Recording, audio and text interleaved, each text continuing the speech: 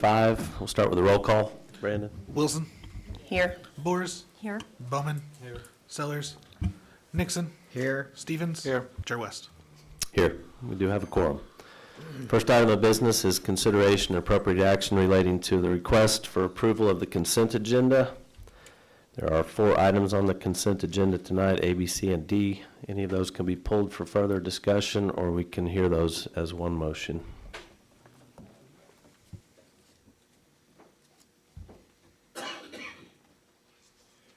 I move that we approve the consent agenda as listed. Second. Let's vote, please, Brandon.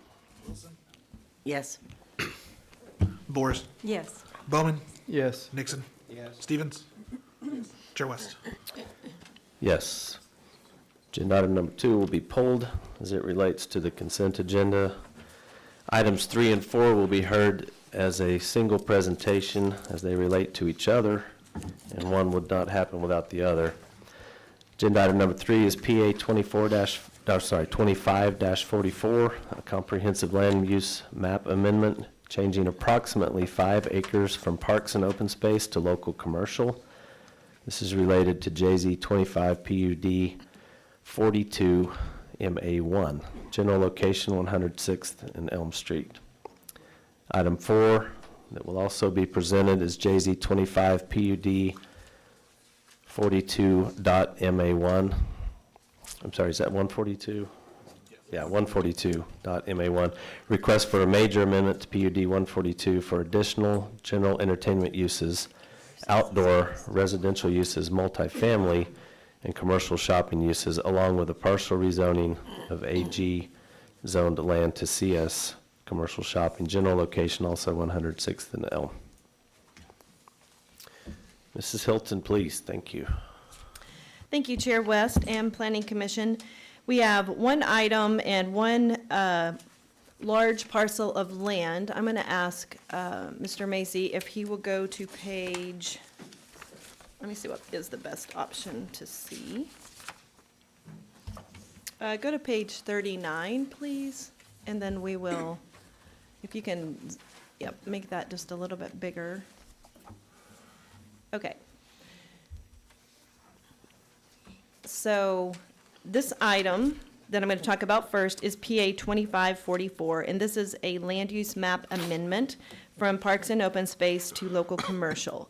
So we're talking about where that arrow is pointing, that's a little smiley face there, and that is the general location, and if you look underneath it, it says not to scale, because this was just a little icon that I picked out of the Word document options to indicate where the general location of this was. So less than 5 acres, about 5 acres, the applicant is requesting to rezone, or to, this has nothing to do with zoning, this is planning, to change from Parks and Open Space to commercial for the purpose of doing RM3, which is residential multifamily. So on page 37 of your packets, and we'll just leave this page up so everyone can see. I kind of went through all of that that's on page 37 already. Currently, the zoning for that entire area is ag, and with an overlay of PUD 142. And in a minute, we'll talk about the amendment to that zoning overlay and the underlying zoning. But right now, on the planning side, it's just local commercial from Parks and Open Space. So this is one large comprehensive project. And for the next pages, all the way through page 41, it talks about what is a comprehensive plan. A comprehensive plan is a statutory requirement for cities within Oklahoma, and you do have to have a comprehensive plan, but the state allows you to decide how to use it. So it says you have to have one, and it's for the purpose of making these decisions. It also says that the purpose of the comprehensive plan is a guide. It's not a Bible, so to speak. So I call the UDO my Bible, right? It's got rules in it, and I can't break those rules. It has bulk and area dimensions, and I can't change any of that. So The comprehensive land use is most famous for their maps. So where you see that big red area over on the right of this page, that is regional commercial, and that's where the outlet mall is, and that goes all the way over to the river there. And for over 20-something years, that area has had a plan called the River District.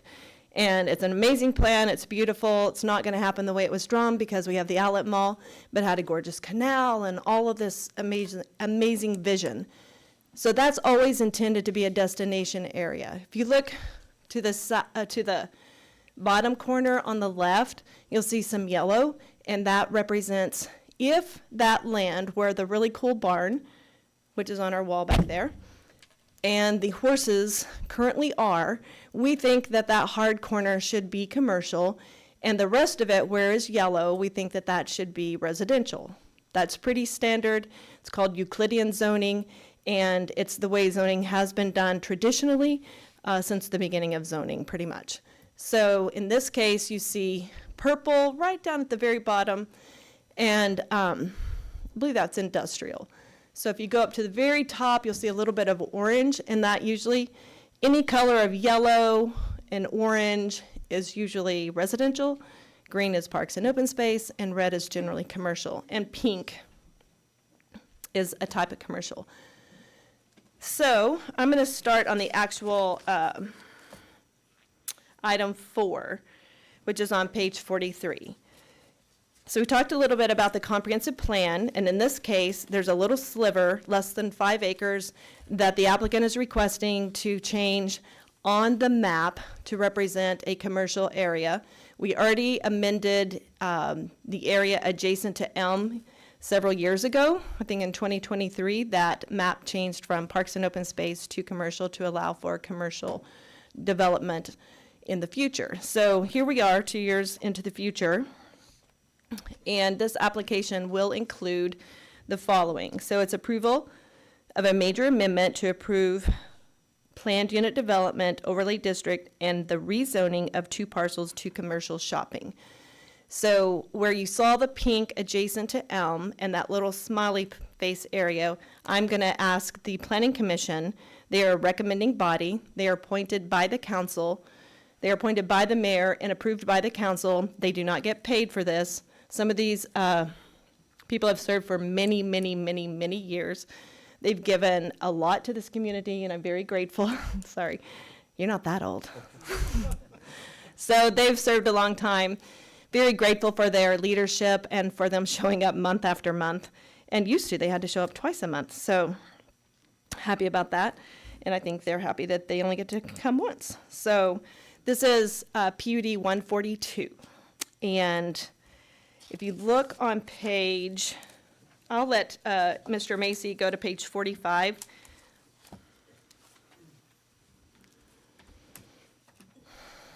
So that first map is the zoning map, and this comes from INCOG, and that's the Indian Nation Council of Governments. And there aren't any there's no parcel layer turned on, so you're not going to see all the individual pieces of this request, but that's the general area for this request. So you see to the north, you can barely see a little line that runs through there, that's Polecat Creek. If you look further north, there's a mobile home park. If you look further south, that's that pasture with the red barn. And if you go a little bit, further east, you have more of Polecat Creek. If you look to the west of that arrow, you have Elm Street. Elm Street is one of the only major arterials in the city of Jenks. It was designed for and to handle a large load of traffic that goes from the turnpike all the way south. You have a major Highway 75 further west. You have Highway 67 at 151st, and you have the turnpike, and then you also have Main Street. So this kind of connects all of that. You can get to this, you can get to Elm Street from those east-west. You can go over to Highway 75, and it's a very important street in the city of Jenks. It was meant to carry a lot of traffic. And it's being widened, so I know that there's a lot of angst over that. It will be probably uncomfortable for anyone who lives south of the Turnpike for at least a year and a half. That's the estimated time to get that road upgraded to 4 lanes all the way from 111th to 131st. If you look at the map a little bit lower, thank you. This is similar to the map that we already saw. This is the area that I was talking about. This is the land use map. You can see the pink area. It's not to scale. It should represent about 5 acres. And then the area that we're looking at in this project to turn to commercial is where the yellow arrow is pointing. So on page 44, it says, what is the current comprehensive plan? The current use is parks and open space with a portion adjacent to M that's local commercial. Excuse me. And what is the requested land use? About 5 acres of local commercial, which would be north of the future 106th Street. And the zoning districts currently, the zoning districts are ag with a PUD overlay of we give all of our PUDs, which is a planned unit development, we give them all a number, and this is number 142, which means the city of Jenks has 142 private zoning documents. So every time you look at a piece of property that has a planned unit development, that's a private covenant, that's a private law specific to that land. So I have the UDO, which is right here. But if I have a PUD, I have this, and then I have additional requirements or restrictions or relief. So sometimes an applicant will say, I really want to do a residential development, but I need this density and this size of lot. Well, our code would only allow for maybe a 60-foot lot, and they want to do a 55. Or maybe the code says for an RS1, you have to have a 100-foot lot, and they would like something else. So they need relief. And that is how the PUD came about. Most communities use them. A lot of communities use them more than others. Jenks has a lot of PUDs. So a planned unit development is a contracting, binding, legal document that tells the rules for that land. So the requested zoning is ag plus commercial shopping, which would require a major amendment. And do you want to take questions, or do you want to wait till the end? From the applicant? No, there's someone in the audience with their hand up. Oh, yeah, sorry. Yeah, we'll have opportunity to speak and ask questions in just a little bit, sir. Thank you.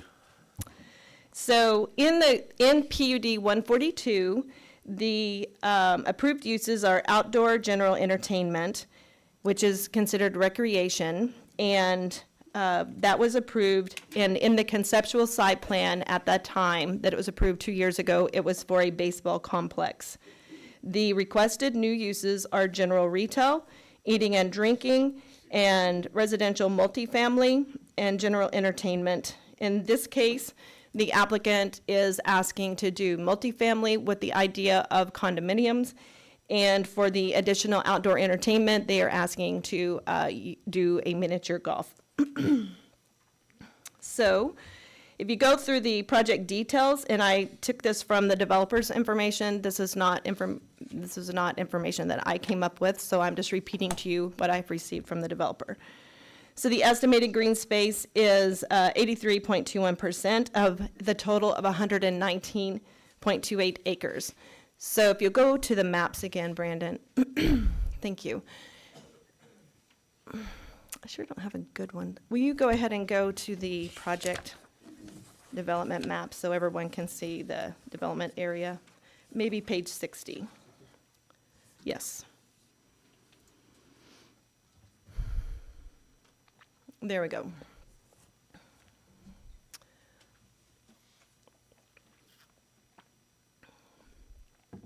Can you zoom in a little bit so they can see it better? Thanks. Okay, so this is the site that we're talking about. There's a blue line all the way around this, and that is about 119 acres. Out of that 119 acres, the applicant is asking for about 10 of the 119 to become potential commercial. And I say potential because the question before the Planning Commission this evening And this is what they have to decide. Is this an appropriate place for the requested uses? And we don't talk project specific because a use is what is being approved. The project is not being approved. There is a concept, and you'll see it. It's not a secret, but the use is what is approved. So remember when I said, this is my Bible. This does not approve projects. This approves uses and zonings. So all we're talking about is this an appropriate use for this area?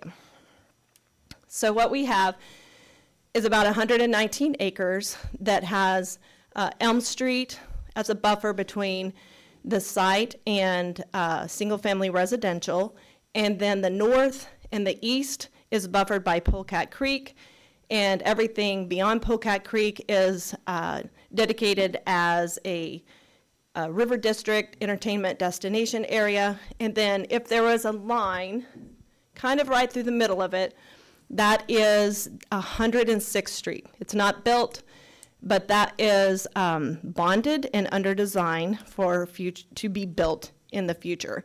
So everything below that is a different development area, and we'll get into that in just a minute. So below what I would call 106th Street, there are two mitigation areas, and this is in my staff report, and this was in the original PUD, and this language has never changed. There are two mitigation areas, and the Corps of Engineers determines what can and cannot be done on those areas. And there are a total of about 12 acres.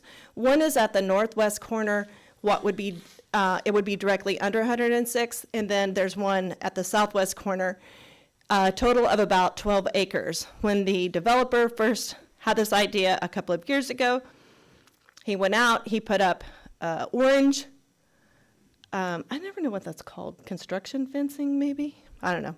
Orange construction fencing, and to kind of identify those areas that would alert anyone who came over there, especially if there were any construction workers or anything like that. Do not touch these areas. They are reserved. They are under special rules by the Corps of Engineers, and they cannot be changed. So that has always been in the report. It was still there, so if you missed it and were asking, it's on page 44. If you keep going, in our report, it says commercial protected areas, we talked about that, CS land areas. So development area 1 is adjacent to Elm, and then kind of is a little pizza piece that kind of shoots over toward the word Polecat Creek. And development area 1 has a commercial area of about 5 acres, and the applicant is asking to change the zoning from ag to commercial shopping. And that land use amendment was already done 2 years ago. Development area 2 is where I showed you the smiley face. That area is about 5 acres out of 119, and the developer applicant is asking to amend or request to change the zoning from ag to commercial shopping with a planned unit development overlay. So those are not the same thing. They have different rules in the zoning world, and so about 10 acres is what is before the Planning Commission this evening for rezoning, and 119 acres would have a major amendment to the original PUD, which was approved 2 years ago. So there are some other details. I'm not going to go through all of that. I really tried to just lay the nuts and bolts of what zoning is and what land use is and what it's not. If you look on page 46, if anyone's following along, I do have one correction. In development area 1, there is the height of the buildings. So if this was, well, this is ag property, and if I wanted to build a barn out there or something for an agricultural purpose, I could not build it over 35 feet. If I got rezoned without a PUD and I wanted to build something, then I could not build it over 60 feet. If I was just commercial shopping. If I rezone to RM3, which is the zoning that most people would do for apartments, then I couldn't build anything over 45 feet. So that line across there, I have in Development Area 1, 35, and I believe it should be 45 per the actual PUD document. So you'll want to change that. And then as we move forward to City Council, I'll make sure that that's corrected in my report. If you'll zoom out a little bit, Brandon. He's got the little hand. So there's 3 green lines. The third green line says building standards, and it says height. And the third column after the word height says 35, 50, 35. That third one that says 35 should actually read 45. And I'll say my staff report does not trump the PUD. So if I have an error in my staff report, it's not the end of the world. It's whatever was written in the PUD is what you're voting on and what you're making a recommendation on. And I just need to correct it in my staff report. Okay, there's 2 more tables at the bottom of this. So there's a lot of talk in planning cases, probably every single time. We have one following this one later this evening that had a lot of conversation previously. And in that one, it was all very important about what is an appropriate transition from one use to another use. So what is an appropriate transition if you were agriculture going to single-family residential? Our code says none, it's not required. If you have an agriculture property and you're going to a use of single-family residential, you wouldn't have to change anything. If you had ag and you were going to, or let's say if you have an entertainment use and you were going to be adjacent to single-family residential, then it says see table 16-63F3. And for your benefit, I pasted it right there in the document, so you don't have to turn to it. So an entertainment use would be found in this table at the bottom, and it would be type C, so I took out all the other irrelevant information, and it would require 15 feet, so you would need a 15-foot buffer if you wanted to do an entertainment use adjacent to an existing single-family residential. Previously, before 2022, when we updated the code, there were no requirements like this. So while we were updating the code, we said, hey, there needs to be some standard buffering, and this is what was recommended. It went from no buffering requirements to this. So if I wanted to do an entertainment, anything entertainment next to a single-family residential, I'd have to provide a 15-foot buffer, a 6-foot wall, and 4 trees every 100 feet. Just so you know. The next couple of pages on page 47 talk about the different uses. So if you go there, just go ahead and zoom in maybe to somewhere in the middle. I don't really care. Thank you. And I appreciate our city clerk. This is the only city where the clerk comes to planning commission meetings.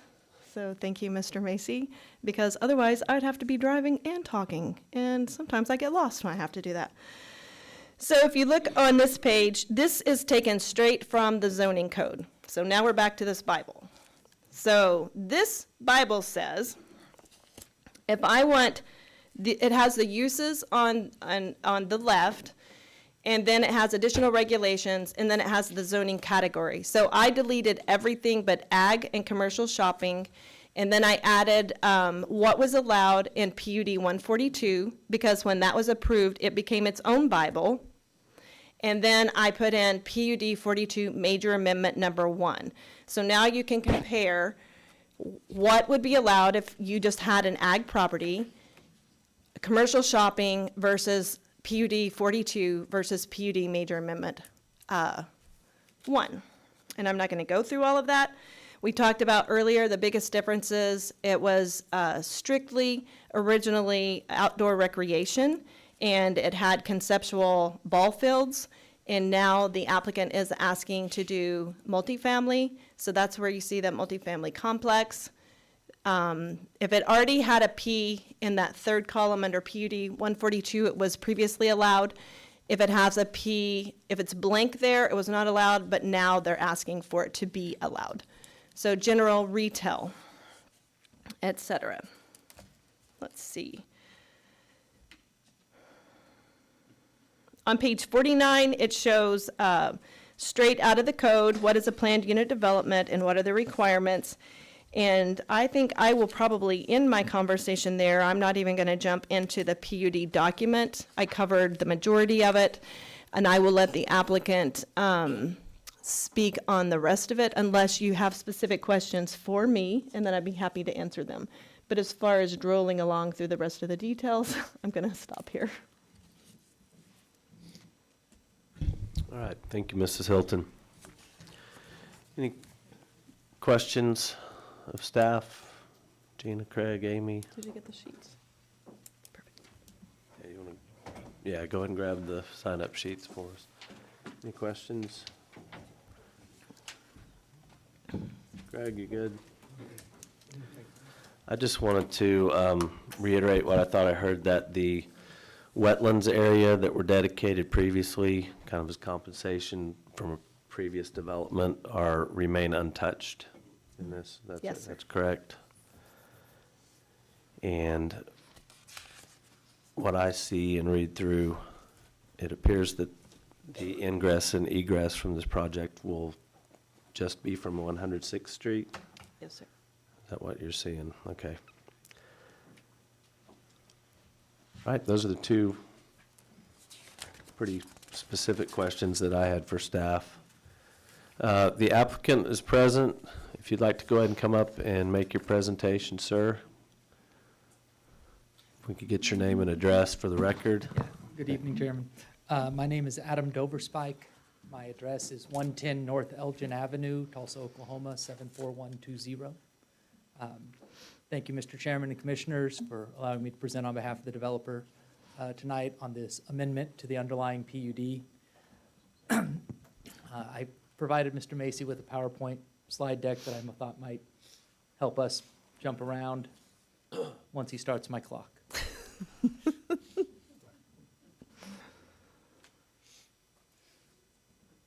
We can just put the first slide up. You've already seen it. This is the site that we're discussing, and I think everybody's aware of it, the current PUD that's on it.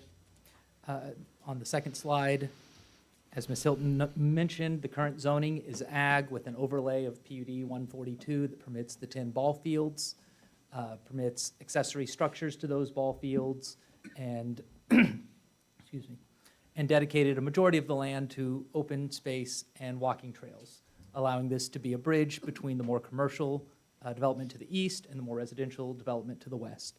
The amendment doesn't generally change that buffer zone that is provided by this development. As everyone here knows, in 2023, we had a very public and healthy debate about this property, including the initiative petition filing, many posts on Nextdoor and Facebook. And through that process, the developer heard a lot of complaints, but also heard a lot of good ideas about how this could be better for the citizens of Jenks as a revenue enhancer for the city and the county, and to provide amenities that were not ball fields to people both visiting and those who live here. It also, so the ideas we're going to go over today that are part of why the amendment is being requested will provide diverse amenities to Jenks citizens, and they will assist Jenks in becoming a destination city that it's been moving towards since the aquarium, through the Riverwalk, through the outlet mall. This will be one more piece in the puzzle of allowing Jenks to achieve the goal of attracting people to come and spend money within city limits. So the amendment requested today adds a few non-baseball amenities, and I'd like to kind of take a tour of the three development areas and what the amendment allows that isn't allowed under the current PUD. So on the next slide, these are the three development areas, 1, 2, and 3, and I'm just going to take them in order. So if you go to the next slide, in development area 1, which is the top left, this is bordered by Elm there, and that's 106th Street once it's built. On the left, you'll see a complex. That would be the 5 acres that we're requesting zoning of CS. to allow retail and restaurant development with a viewing deck that will look over some of the green space and the creek. That will be bringing in sales tax revenue that would be a lot more significant than ball fields alone. Also in Development Area 1, at the north end, kind of where the triangle ends there, you see a little structure and then some green space with trees. This would be the golf area. That little structure would be an indoor simulation for driving ranges, and the outside would be a high-quality mini golf course. So that tries to keep a lot of the green space and the openness, but provide an amenity for people to come to this area and enjoy. Next, you see Development Area 2. I think we've been calling it the smiley face. Those are the condos at the bottom there. That's the second 5 acres that we're requesting be rezoned from ag to CS to allow condominium construction.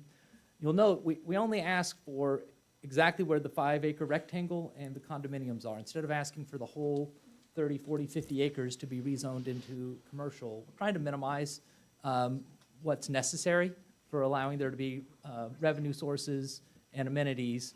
And where we don't need the commercial zoning, we don't want to do that. So those are the 2 places to relate it back to what's being requested that are commercial zoning. So the condominiums are planned to be parking underneath, 3 levels on top. They'll have common spaces on the top floors for meetings, events, for residents and others to use. You can see the large lake, private lake that'll be there. At the right end, where you see kind of a bridge going across it, there'll be a swimming pool area for condominium residents. And it's kind of hard to make it out at this distance, but there's a playground area for children, volleyball courts and pickleball courts there at the eastern end for condominium residents. If we go to the next slide, we can look at Development Area 3. Development Area 3 changes very little.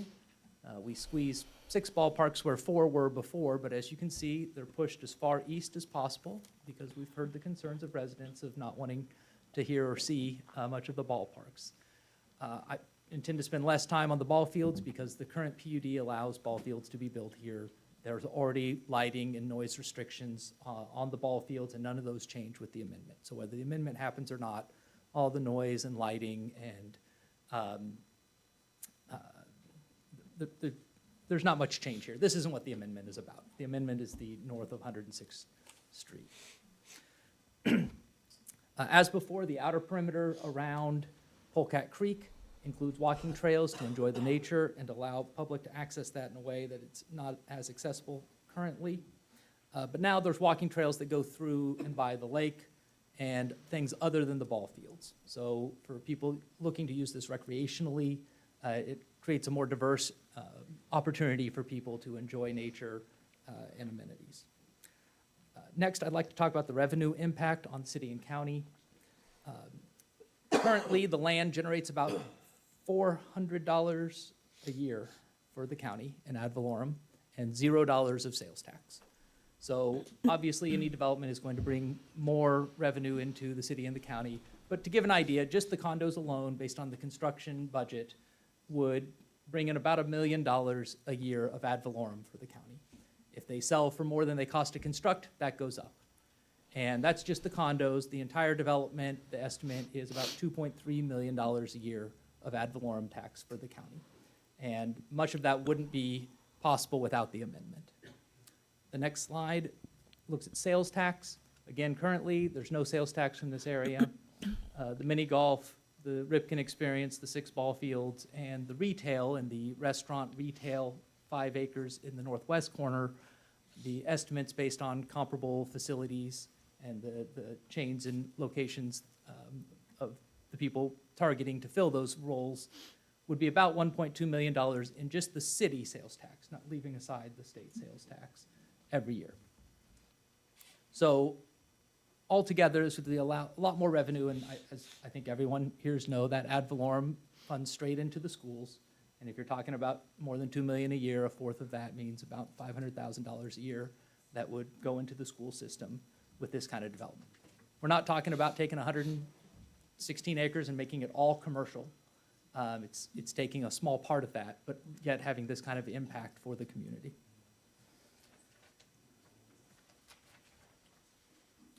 The last thing I'd like to note is on the next slide, again, the baseball aspect, I know there were a lot of questions last time since baseball was pretty much the only function that was being asked for about how the baseball would interact with nearby properties.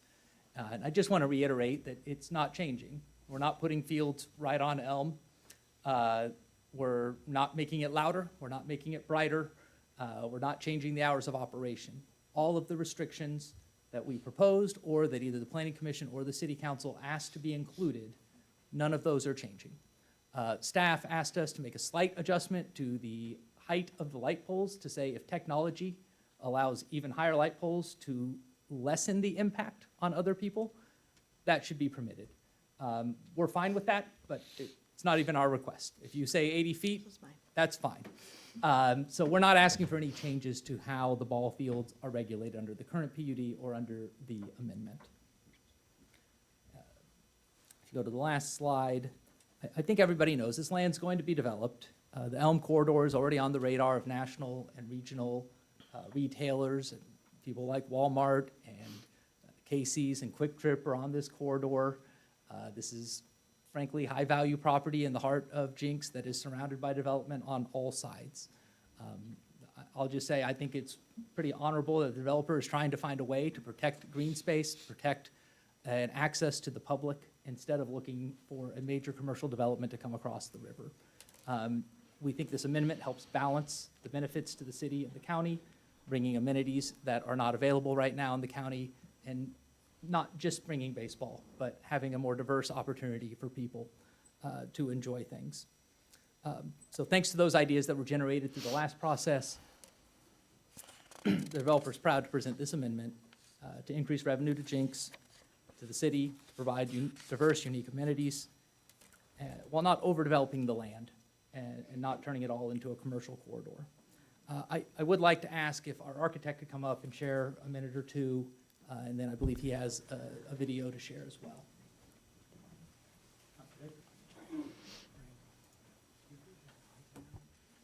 My name is Whit Todd with GH2 Architects, 320 South Boston, Tulsa. I've worked with Dwayne on several projects. Most relevant might be the master plan for Village on Main, and I was the architect for the first Oklahoma Bank building and the parking garage behind it. This development, from working on the design, I think that the first Oklahoma Bank's a Class A office building. I think this is equivalent as a different use in the condominiums, the retail, and the entertainment. So I think it's all proposed to be first rate and very high quality. I think the project's been pretty much explained. The condominiums are oriented that way to kind of minimize the impact on South Elm, so that it's not a wall along Elm. You just see the end of it. Although, as you approach it, you can see it, but the bulk of it, is not right along Elm. Big architectural feature is the lake and the swimming pool. Everything's kind of low scale, and the existing contours took advantage of those so that they're as low as possible, so any views across the site are as uninterrupted as possible. We kept as much open space as possible. It's been talked about, like the embankment and the along Polecat Creek. I was trying to think on the way over here what a polecat is, but that is left untouched, so that the natural beauty of along the creek. We've added walking trails almost everywhere around there, so people can still enjoy the site. Variety of landscaping and open area along the trail, so it gives a variety of environments as you walk. The floodplain, having to raise the buildings up to get out of that, kind of took a negative and made it a positive, because there's a lot of parking that is then underneath, like the retail and the condominiums. And so it minimizes, as you look at this project, less surface parking. It's all hidden. It provides the visitors and the tenants covered parking, and for people driving by. It minimizes, it's just not a bunch of surface parking lots. I think their video kind of explains very well what the current proposed design is. The architecture's soft contemporary with kind of an Art Deco touch, but it's conceptual and still kind of preliminary. All right, thank you. Are we ready for that video? Yeah.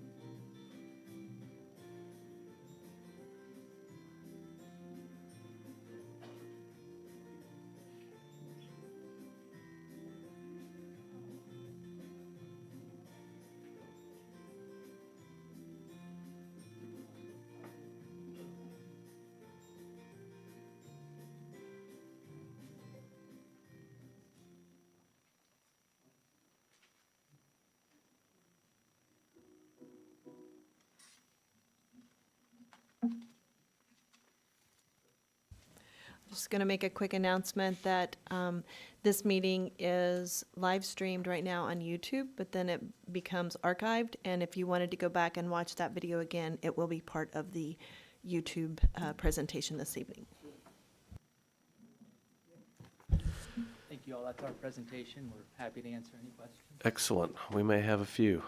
Any question? Was it Edwin? Is that right? Adam. Adam, I'm sorry, misheard you. Adam. Well, now you're Edwin, sorry. Any questions for Adam?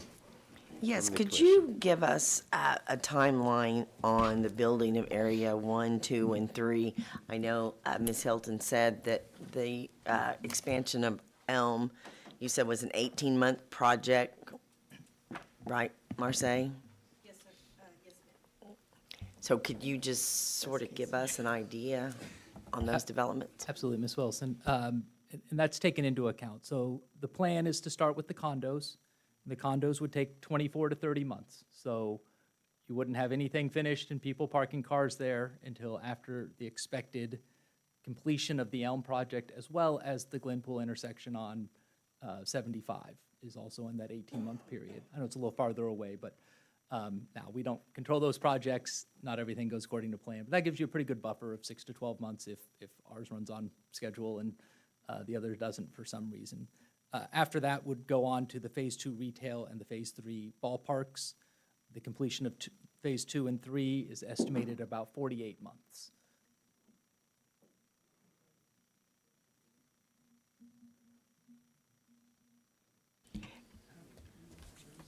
I just have a question about clarity on going from the ball fields to this direction. Did I understand that these were recommendations from asking some of those people that were discontent with the ball fields of what else would you like to see there? And that's how we arrived closer to this concept? I'd say we received lots of feedback from many people, some constructive, some not. And one of the things we heard was that just ball fields, not everyone wants to go to a baseball game or to enjoy that it wasn't something that everybody could participate in. So part of thinking how to do this, and we also heard, how much is this going to generate? Is it going to support the city and county? And trying to put those ideas together, what kind of amenities would be useful and unique and additions to the community that could also help bring in additional revenue. And so this was kind of the culmination of that idea. Okay, so some recommendations from those that were, I don't know if anybody specifically yeah. said, we want mini golf. But those were the types of feedback we were hearing from people. okay. And then just some clarity from Marseille. You said the 106th was already, this was before my time, but already bonded and planned, and that's happening regardless. I may have had a very clunky statement. So it was part of a bond, and it is under design. So What is its the actual timeframe? street is not bonded. What's Excuse the me? time frame? The what? We don't have a, right now, it's, I can't remember what percent. I will email you all and make it available to anyone who wants to know where we're at. I know it's under design but there's still, you have the creek to cross, you have the railroad tracks, so there's ongoing conversations right now with the railroad tracks, what we can and can't do, and then the designers are asking about the creek, et cetera. So there's a lot of engineering questions happening, so it's under design, but I couldn't tell you if it's at 40% or 80%, but I'll see if I can get an update for everyone. Okay. I'll probably, rather than email it, I'll email it to the planning commission, and then I can make that known at the council hearing on this project. Okay. And piggybacking off of Amy's question, that a lot of feedback that we heard was on sound. Can you speak to what has been done in reference to sound? And I'm also thinking too, if I was to purchase a condo, what's the sound implication for me with the ball field being across the street? Yeah, absolutely, Commissioner Wilson. The sound limitations are the same as they were before. So whether the amendment is passed or not, the limitations on sound are the same as before. There was an expectation that the city was going to pass a noise ordinance and that we would comply with that additionally. I don't believe that's been completed, but we still would be happy to comply whatever the city noise ordinances are. I know during the first phase, when there was concerns about the sound, amplified sound in the ball fields, they did empirical testing of testing the decibels at Elm currently, testing where home plate of the field that's closest would be, what that would be. If you cranked that up to, I think it was 95 decibels, which is the loudest reading we got from ballparks at home plate, and then tested on Elm Street, if it's 100 decibels at home plate, it's under 55 decibels on Elm Street, which is the current traffic decibels. So might be loud if you're standing next to home plate, but sound dissipates pretty fast, and this is a pretty far distance from even getting to Elm, much less to housing. I don't know distance to the condos off the top of my head to be able to say how far from a home plate they are, although I think you know you're going to be near ballparks if you're buying one of those condos. The water feature in the park, is that for the condo owners or is that for the city to enjoy, or who uses that? Yeah, I have to speak as a lawyer here. I think it's going to be for the condo participants. There's a lot of legal reasons that might be problematic otherwise. So having said that, I would assume that if this is approved and it goes as planned, people are people, you may have others that will bring their children there to swim, fish. Fencing, have you talked through the concept of what will you do to keep others out if it's strictly for the condo? Yeah, and probably a question for if it's the developer who owns the condos and sets it up, or if they sell it off, how they want to keep people out, or if they want to keep people out. But I would expect some form of fencing. I think the idea is, and that's one of the reasons the elevated view from the retail and restaurant is nice. Hopefully, I think people can see it from the walking trails and enjoy that view, but I think that's going to be up to whoever actually is putting in the development.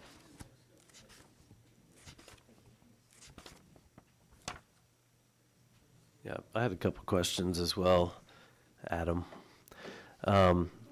It's written, I think, in what I read in here, that the trails not necessarily associated with the condominiums, but the trails on the periphery around Polecat, the ball fields, in the conceptual drawing will have public access during hours of operation. Correct. That's right. Okay.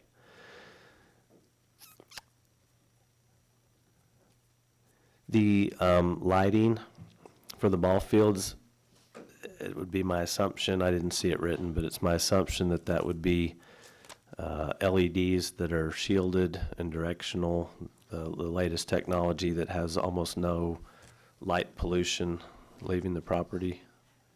I believe that's correct. I don't know if that's written in. I'd have to turn to the lighting rules. They were cut and pasted from the current PUD, so they're not changing Okay. whatever was approved last time. But that was the intent. We had the lighting expert come, I can't remember if it was planning commission or city council, and present on how sometimes a little bit taller, you can actually have directionally more control, and so you get less Yeah. light diffusion. And the expectation is all based around using that kind of technology to limit it. And part of that's not just for neighbors, they're pretty far away. It's keeping the ball fields themselves Right. separate. Your You don't light wanna isn't waste that light, diffusing right. onto other ball fields or in between them. Right. Let's talk a little bit more about 106th. You've got a 24 to 36 month timetable for occupancy maybe on those condos. How are you going to get to them? The developer intends to put in part of that to get to access. We'd love for 106 to be built tomorrow if Right. city wanted to do it, but I know the bridge and the railroad tracks make that harder than it Right. otherwise would be. Which part are we talking about? What's shown on the drawing? Not all the way to the entrance point, so if you want to zoom in on this one, I guess, you see where the parking lot for the ball fields are, and going up, yeah. So it gets to those two endpoints. Those are the only entrance points off of 106th in the conceptual design. So that was another question I had. I think I asked it earlier. The only ingress egress for areas 1, 2, or 3 would be off of 106th Street, the lighted intersection. So there is currently planned, but if this is a problem, we can work around it. One, if you see Building K is the clubhouse, there's a planned ingress onto Elm directly into the clubhouse there. And this isn't the best picture of the ones that show it, but that is planned currently so that you could get to the clubhouse and the fields directly off of Elm, south of 106, because most of the traffic concerns are between the highway and 106. Is that, in that area, I'd have to look, is that area, I think, just northbound right-hand turns in there, probably? I believe so. Because we've got a median going through there. Yeah, if you look at page 73, Mr. Macy, I think it might show this clear.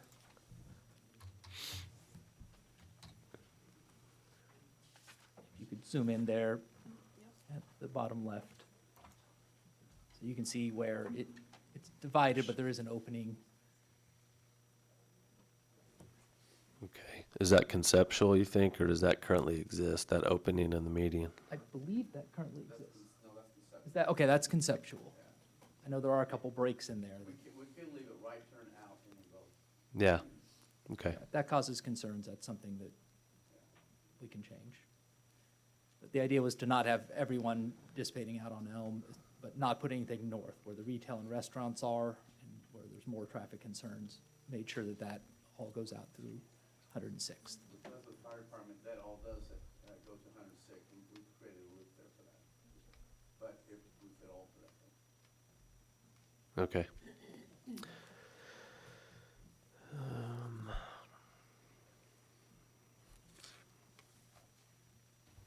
Are there plans for a protected left turn off of Elm that we're aware of from our site to get into that? 1 to 106th? Because I think right now it's just the 2 lanes, there's no turn lane there, right?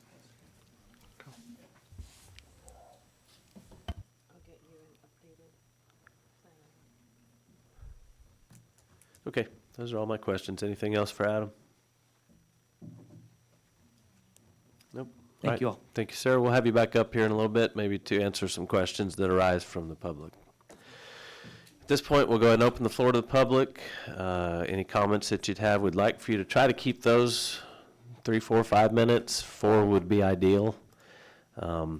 Brandon's going to call by name those that have signed up to speak, and if you would come on up, we have addresses correct, so we don't need to get that. All right, Brandon? Wayne Parker.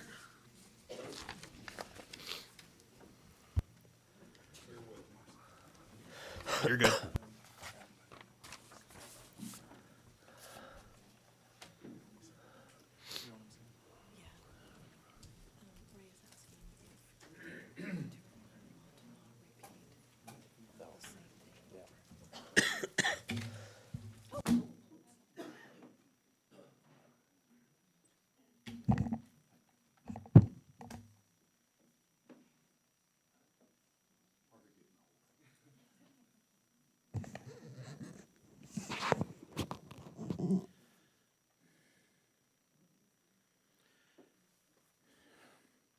Commissioners, before I start my time, I did have a question.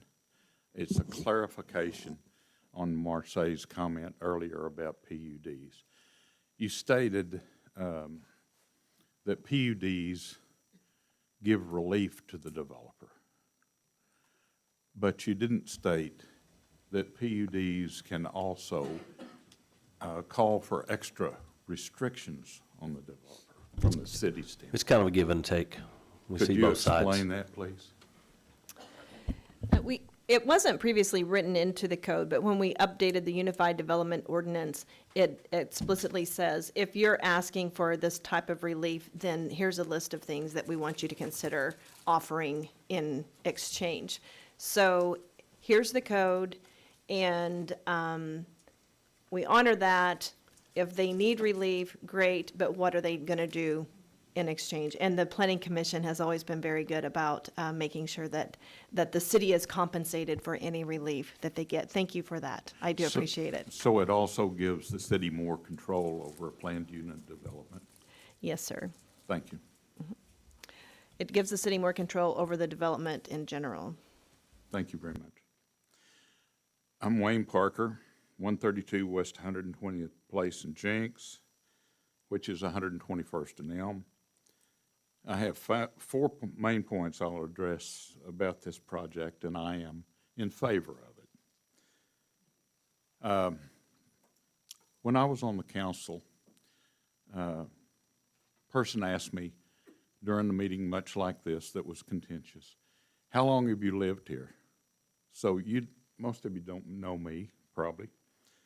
This is the 100th year my family has lived here in Jenks, and I've seen many changes. Our family included business owners on Main Street, which continues today with River City Trading Post. I attended Jenks Public Schools all 12 years and graduated in 1966.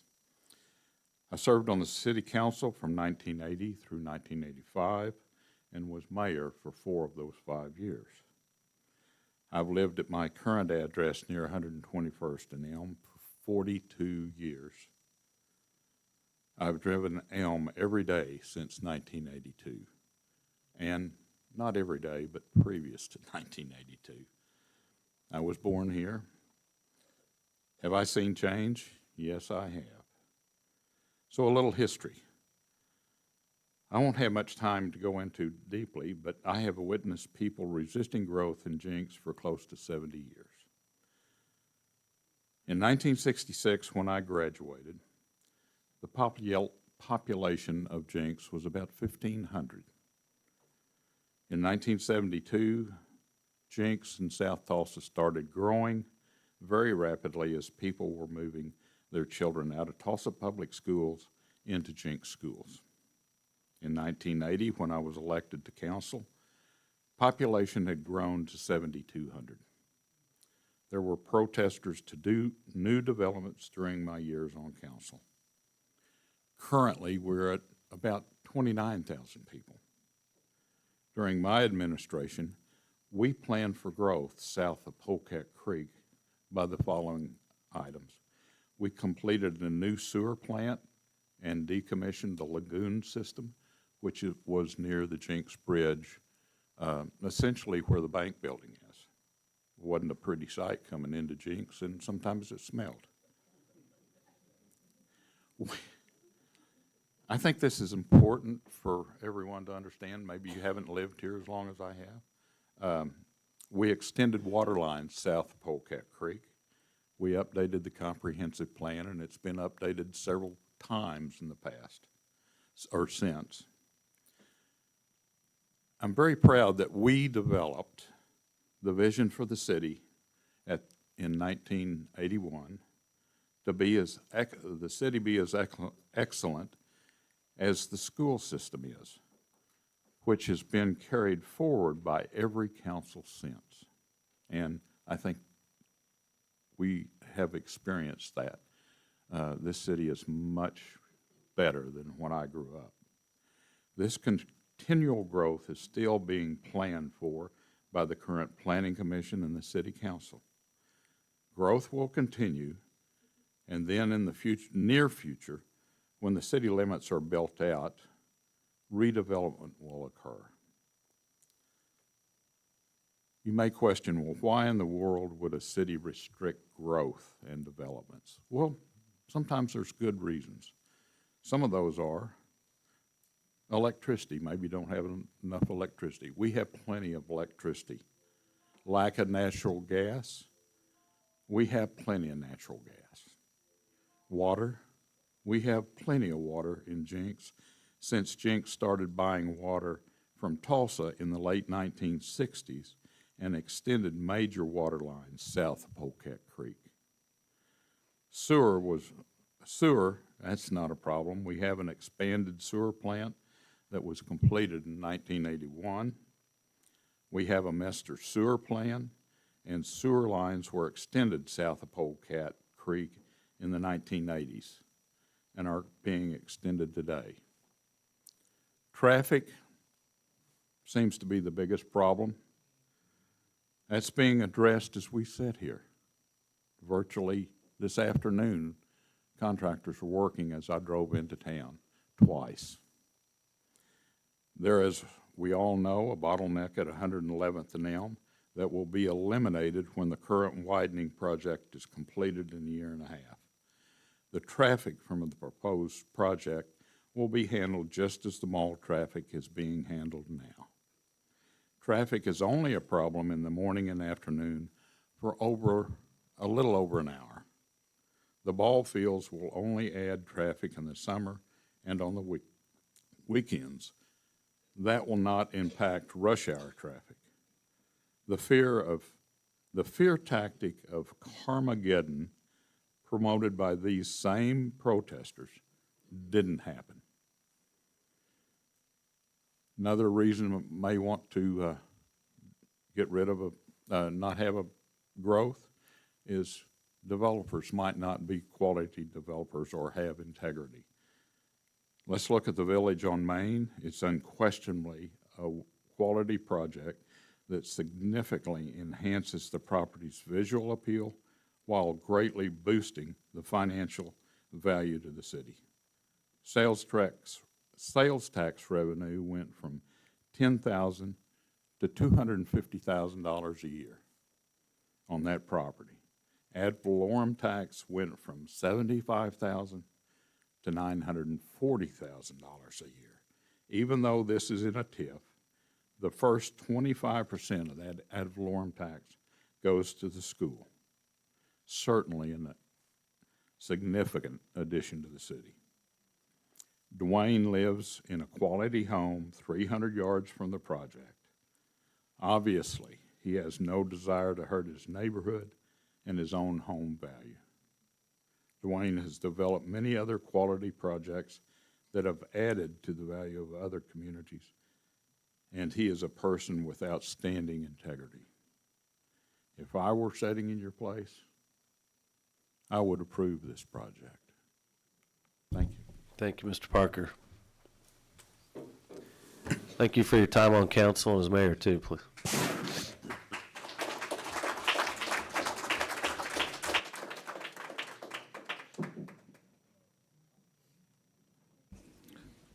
Charlotte Montgomery.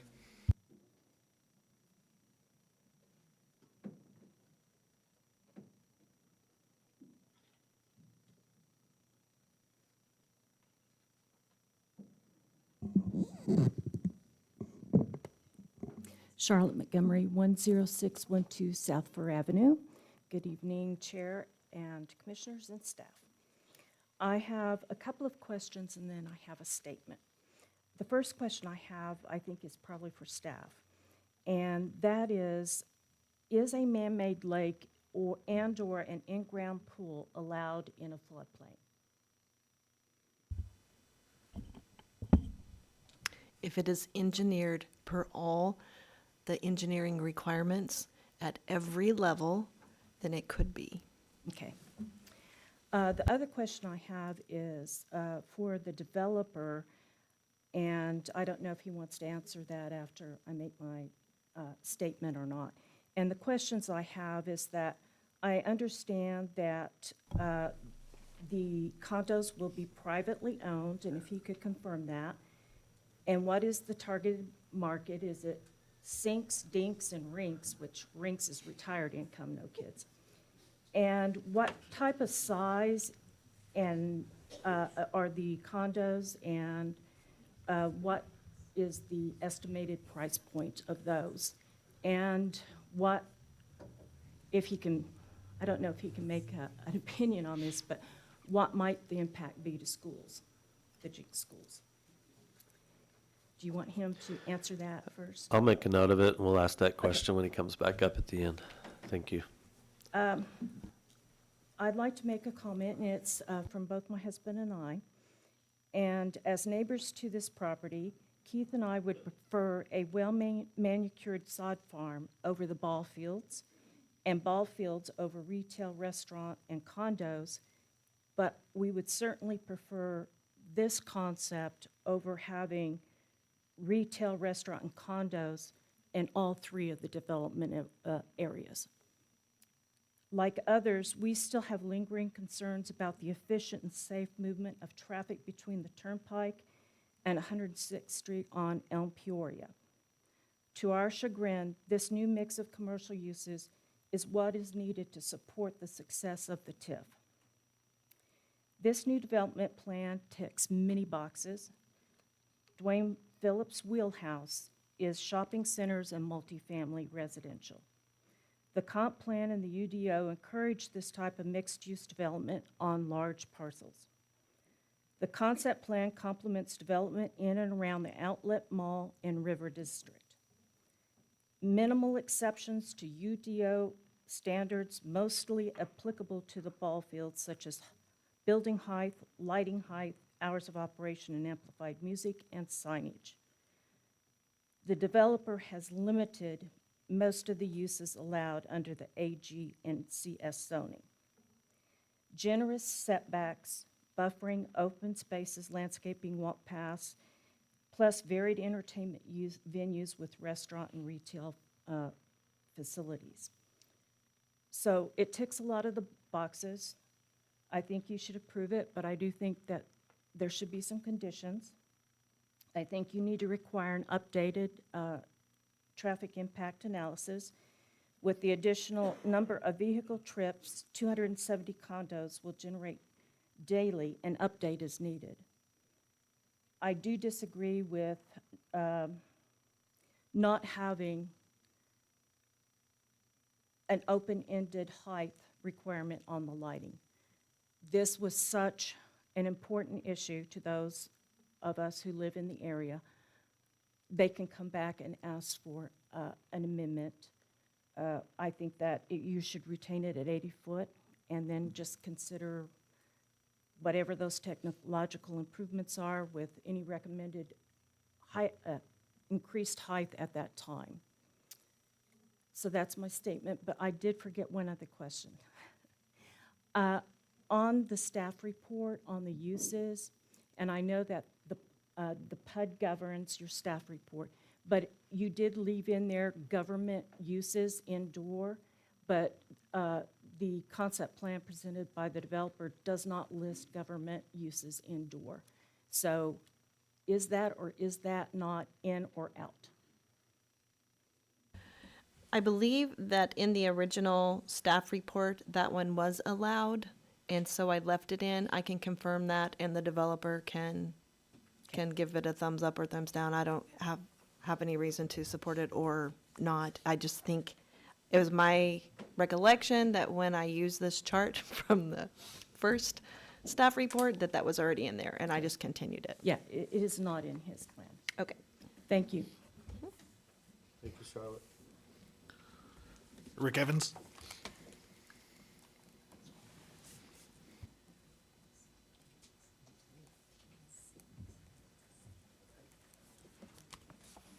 Yes, my name is Rick Evans. I'm from 10708 South Forest Avenue. Myself and two other people put out a referendum in 2023. It got more than 1,000 signatures, you're probably aware of that. It's been in litigation since. And right now, there's a writ of certiorari in front of the Court of Appeals, and it's pending. Why are we hearing this tonight? PUD 142 doesn't exist yet.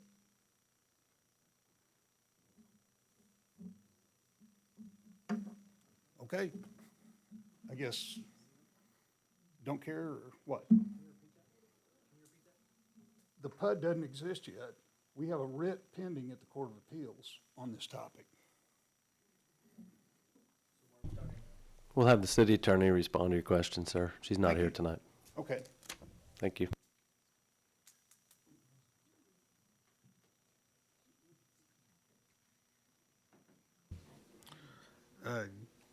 Gary Sorvner. I apologize. Scrivener. Okay, I apologize.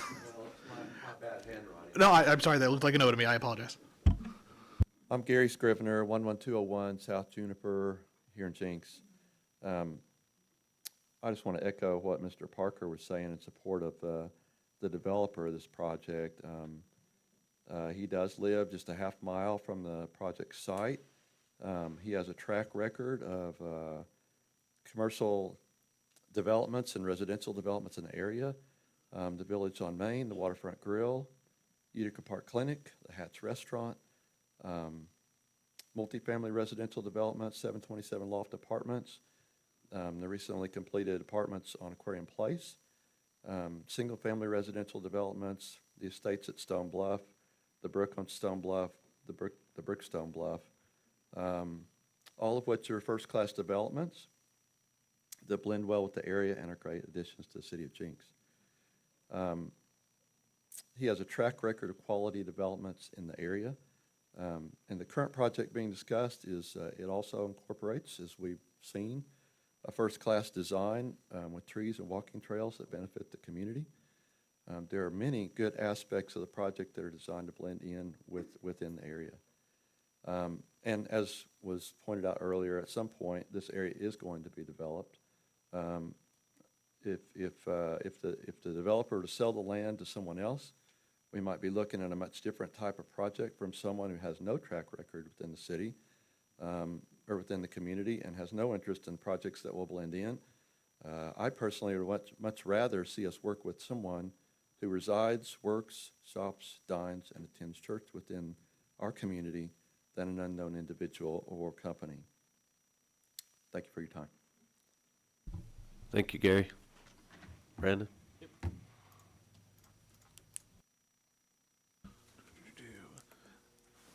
Ivy Rapaski?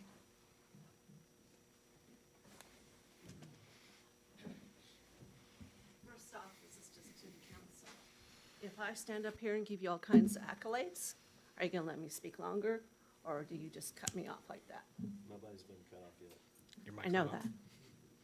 But they haven't gone very long. The other thing is, all these What was your name, ma'am? accolades- What was your name Ivy again? Rapaski. As Rapaski? he said, yes. Thank you. I couldn't hear it. I don't hear well. I'm sorry. Everyone's saying how great Dwayne is. I don't know Dwayne, but I know he's not as perfect as everyone's making him out to be. He's failed on developments. He's had to be bailed out. And I would personally rather have somebody else come in for the land. I don't want to see him. So, ma'am, we're Thank just you. talking about the project tonight, not the individuals. Well, The you let those character. other guys talk about how great he They was. talked about his projects. Yes, ma'am. that's what I'm saying. He's failed on other projects. Well, thank you for letting us know that. Thank you. Thank you.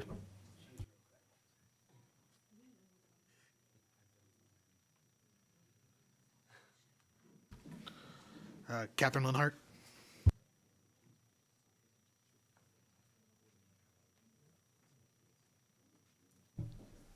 So I'm going to do this right. Good evening, Catherine Lenhart.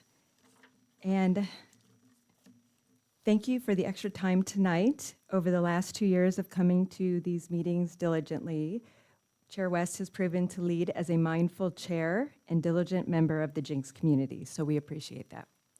I'm interested in learning about the following points on the PUD. I'm not sure how we want to do this, if I should just ask the questions and then I could either provide it in writing for the answers if they're not able to keep up. Is that what we'd like to do? I would prefer you just ask the questions and then. And see how it goes? And, yeah, Thank you. thank you. Okay, so I'm curious if the lighting proposed is the same as Shields specs. I believe the developer has a relationship with the same sports management group. And if they are, as it said on, when the lighting rep was here, he said that the kelvins were 5,700 kelvins. And according to the UDO section 1667, the kelvins are supposed to be between 4,000 and 5,000. So I'm curious if the 5,700 stands, because if it's supposed to be 4,000 to 5,000, is that based on environmental factors? So would that be something that we would know from why 4,000 to 5,000 is mentioned as kelvins in the UDO? Okay. Okay, and then we can pass. I know, I like lighting. I know kelvins and. I thought Kelvin was a temperature, so that's talking about heat? The heat? Yeah. Yes. temperature, yeah. Yeah, yeah. Okay. There you go. Hey. Mr. Chairman, I believe that the developer or his representative said that none of those specifications has changed from the previous project. So I would assume that it's all, that we've So then it's at already let- 5,700, which is outside of the UDO. Okay, It's whatever it was before. That's what he said. okay. Okay. Okay, go ahead, Okay. Ms. Conner. Number Yes, two. ma'am. Yes, sir. Where can we find the definitions for luxury? Is that a relative term, or is that something that's mentioned in the UDO with materials?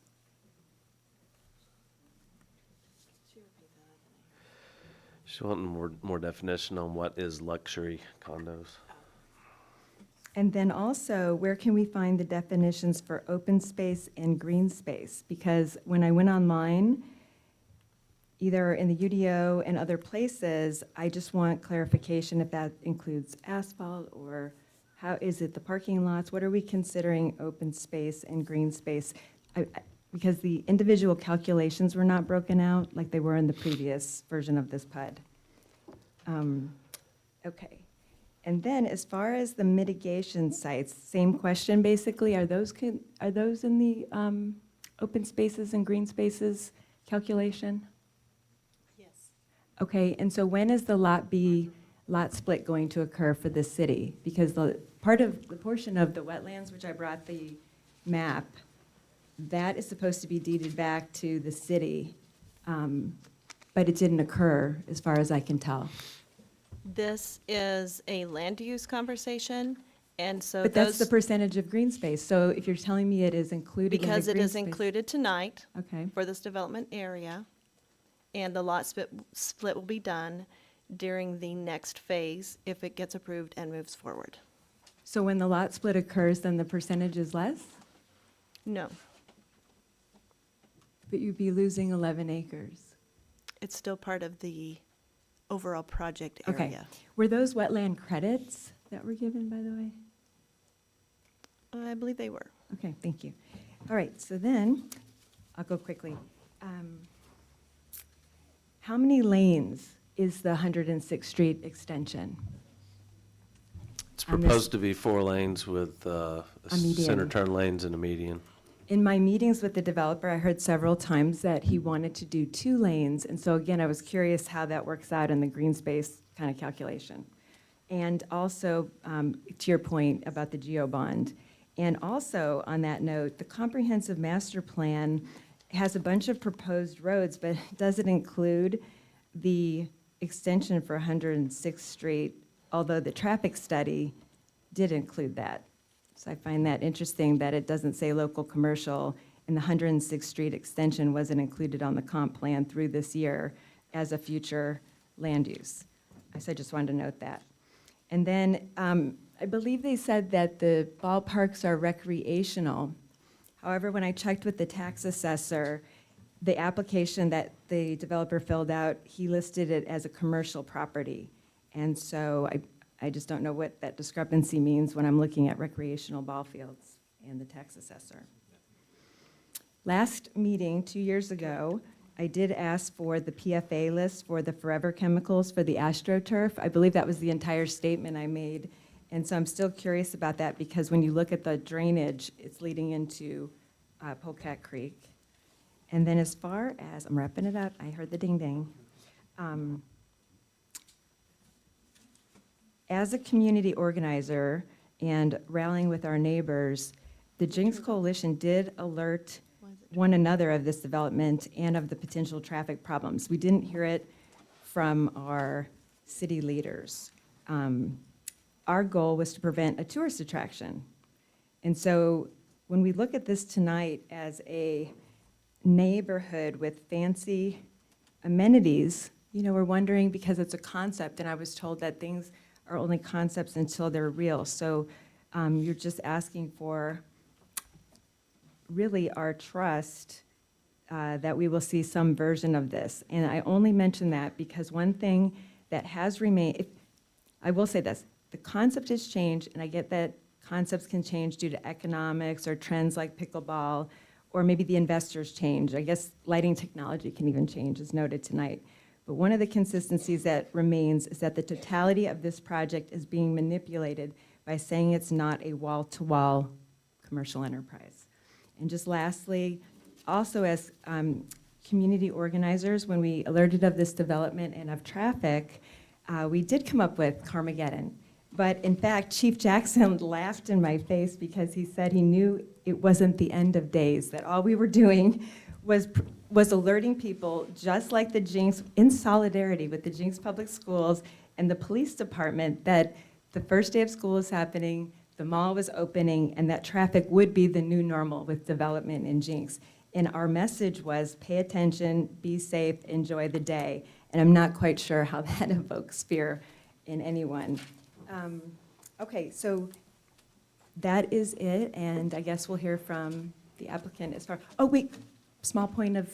Real quick, please. quick. You're way over. Somebody asked the question of 106th Street, but according to the GeoBond Oversight Committee on May 13th, 2024, the final design for 106th Street was completed December of 2023, which in fact I've asked for several times, as Brandon, Mr. Macy knows, for that design, but it has not been made available. And that is it. Thank you. Thank you for that. Thanks for your time.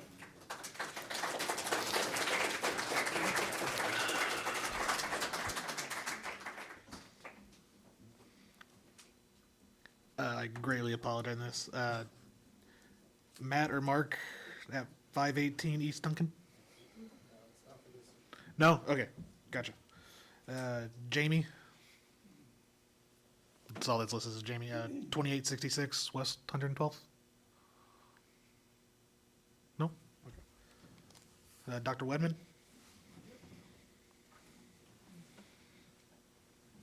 Good evening, guys. Good evening. Good to see you guys. It's been a long time.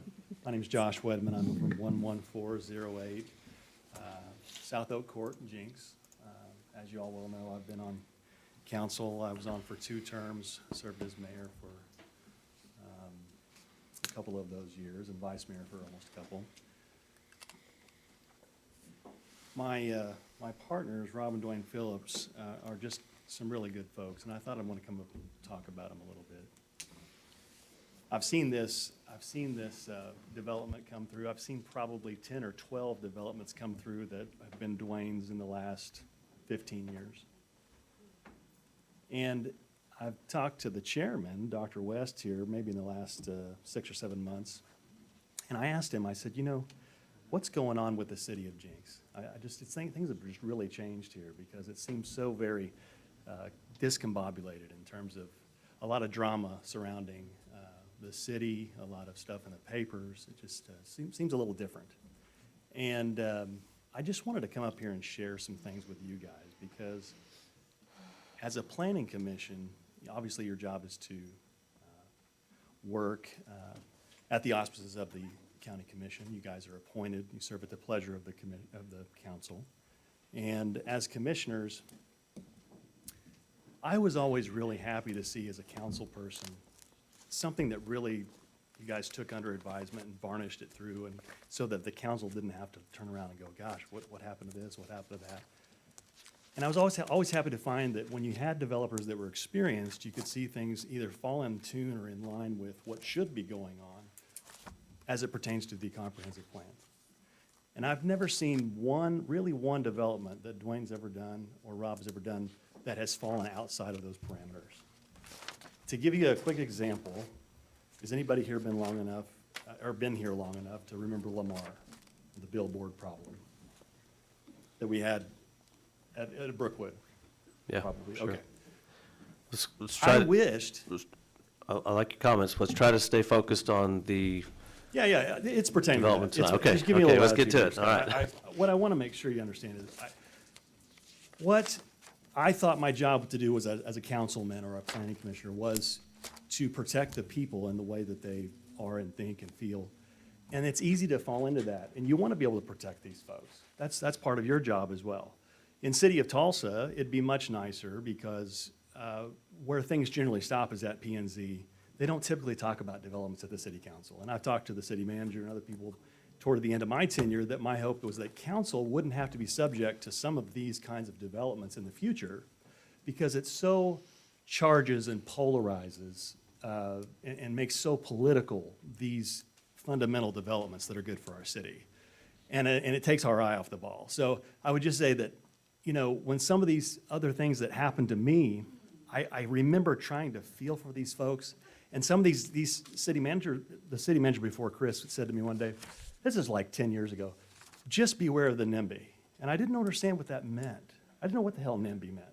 I acted like I knew what it meant. Within a couple of years, I found out it meant not in my backyard. And that led several different projects. This reminds me of that project.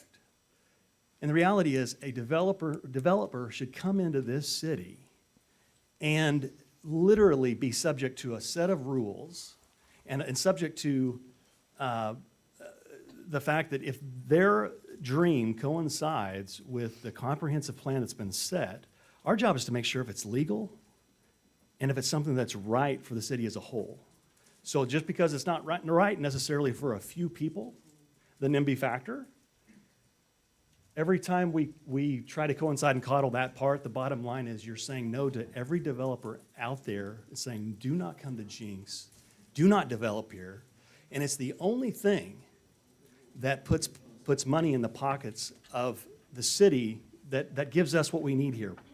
Precious things like police and fire.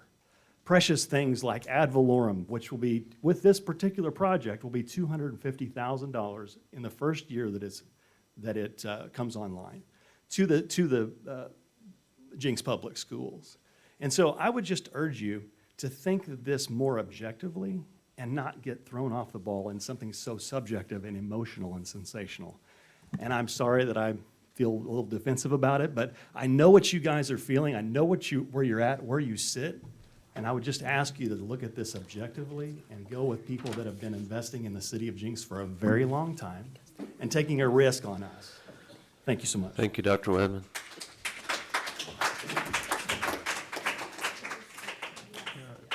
Sam Mather.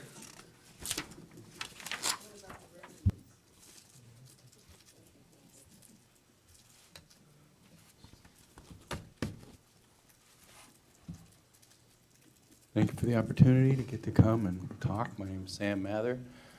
I live at 11902 South Juniper Court, and I've lived in Jenks for good 13, 14 years now. Raised my family here, moved to one house, stayed in one house, stayed put. Always wanted to go somewhere bigger, but then inflation hit and all my dreams went down the tubes. But I own my house now, so that's great. I got a roof over my head and a happy family. And I've really enjoyed being part of Jenks. I love this community. I drive Elm several times a day, up and down and up and down and up and down. And I, for one, was really worried that we would have Carmageddon when the mall opened. I was like, dear God, this is going to be a disaster. And I was really impressed with the police force that came out to help those first few days. And 3-4 days later, I wondered where all the traffic was. Oh, where is everybody? And guess what? It worked. I don't know which one of you guys did your job really well, but I would like to say thank you. You gave me a lot of faith in figuring that stuff out. And, you know, the one concern that I have, I hate traffic. I really, really hate it, because right when I get on the road, it shows up. And that one guy in the slow, big old truck likes to get right in front of me. And I made a mistake by buying a Tesla. And I found out the guys in pickup trucks hate me now. It's okay, because I can beat them off the stoplight any day for about 100 yards. But as much as I hate traffic, during the pandemic, I could drive to work and get home, and there was no one on the highway. And don't tell any officers, but I occasionally went over the speed limit because there was no one around to stop me. But after doing that for 3 or 4 months during the pandemic, I realized my clientele was dropping. My income was dropping. Things were falling apart. My business was less than 1 month from bankruptcy until they let us get back to work again because I was non-essential. But it changed my view of traffic.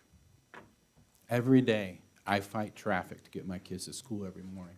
I thank God for all of these dear people on the road who got their butt out of bed and went to make this world a better place, taking their kids to school, going to work, going and teaching, getting out there, being productive, making this place better, making something happen. And it changed my view of traffic. When I see traffic, I see health. I see growth. I see a city I want to be a part of. It's like going to a restaurant when no one's in the parking lot. Dear God, don't eat that food. Seriously, if we have no traffic, it means we're dying. I just want controlled traffic. I want lots of cars on the road. I just want them all moving well. That's all. I don't want a city all to myself. And my one little axe to grind here is I get triggered when I feel like I'm being bullied. I want a ballpark because I love the outdoors. I want my kids off their computers and off their screens as much as possible because I believe it's healthy. I believe this ballpark will be healthy. I believe the walking trails will be healthy. I love looking at the deer. That's my favorite part of the morning is driving by, looking in that field and seeing how many deer I can spot crossing out there. And I'm going to miss that field when it's gone. It's the most beautiful drive in the world. But I'm going to exchange that for another kind of field that I get to enjoy with my kids, probably even more, because I enjoy the outlet mall even more than the old field that was there. I'm just going to end by saying I feel like right now our development is getting bullied by a small group of people that are not asking good questions, but are just trying to muddy up the process, grind the gears of development, like the first man said who's lived here his whole life longer than any of us. And I don't like it as a citizen. I don't like being bullied. I don't like being pushed around. I don't like being told my opinions don't matter. I don't like being told I'm stupid because I want a baseball field for my kids. And I'm just asking you guys to know that I'm not super wealthy, but I'm a hardworking citizen. And I think I probably speak for a lot of families like myself that I think this is a great project. I think it's good for our city. I want it to keep growing and going in the right direction. And you gotta strike while the iron's hot. We got the mall in here, thank God, that thing finally got built. No more coming soon signs, except for the clothes cleaner sign that's still on Elm up there. I'm like, when are we gonna build the, sorry. My kids laugh at that every day. My daughter's 10, and she says, Dad, the coming soon sign's been up my whole life. Dear God, poor people. I don't know what happened. God bless We'll them. take care of it. But thank you. Make a productive decision, and I think the most productive decision for our city is to control the traffic, but not try to eliminate it. We want more of it. We just want it under control. Thank you, Sam. Yep. All right, we're going to take a 5-minute break right now, and we will reconvene at 7:45.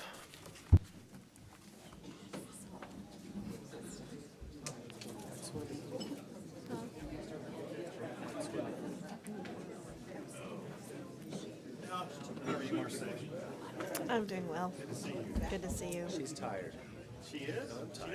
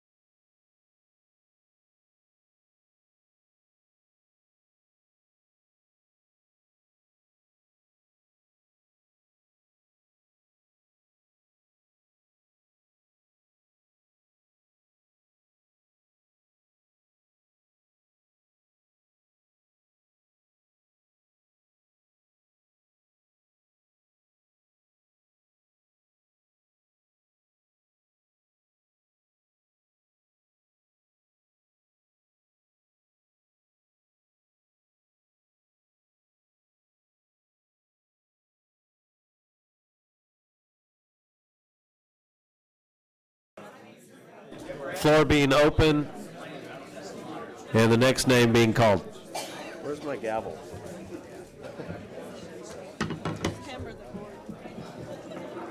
Just in case. It works. It's always been here. All right, we will go ahead and continue our meeting. Time is 7:49. We'll continue with the floor being open and public comment on the next name, Brandon. Linda Eaton.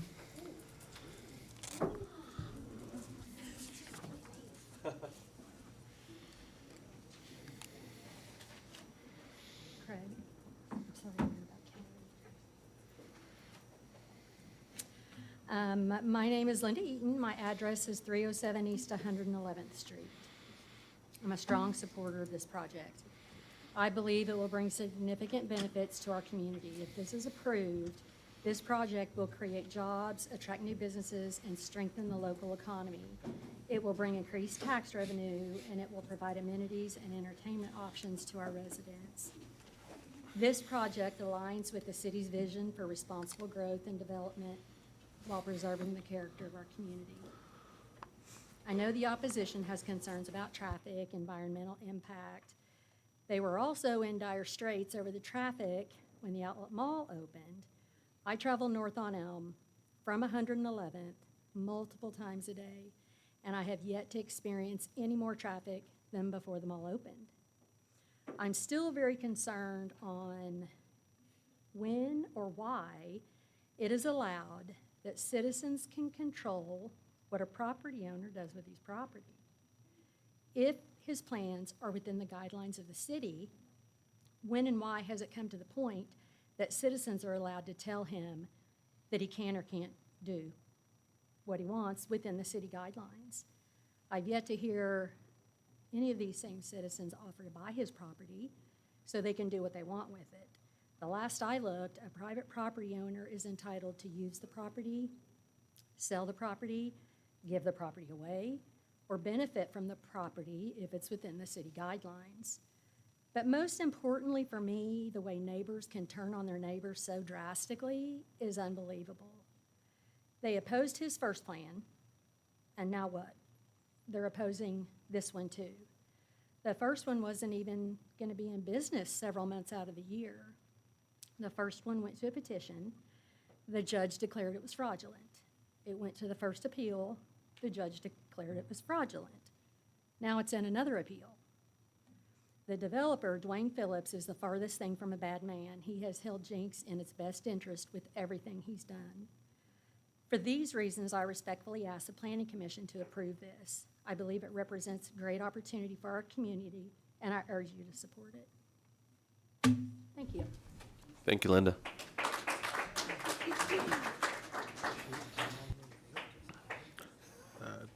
Roddy Roberts. Good. Okay. Justin Little. I'm not good.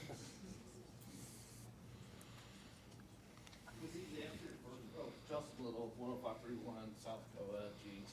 But to answer your first. Discuss it with the planning. Well, no, I'm just. Justin, Okay, I'm sorry. just Sorry. speak to us, Well, please.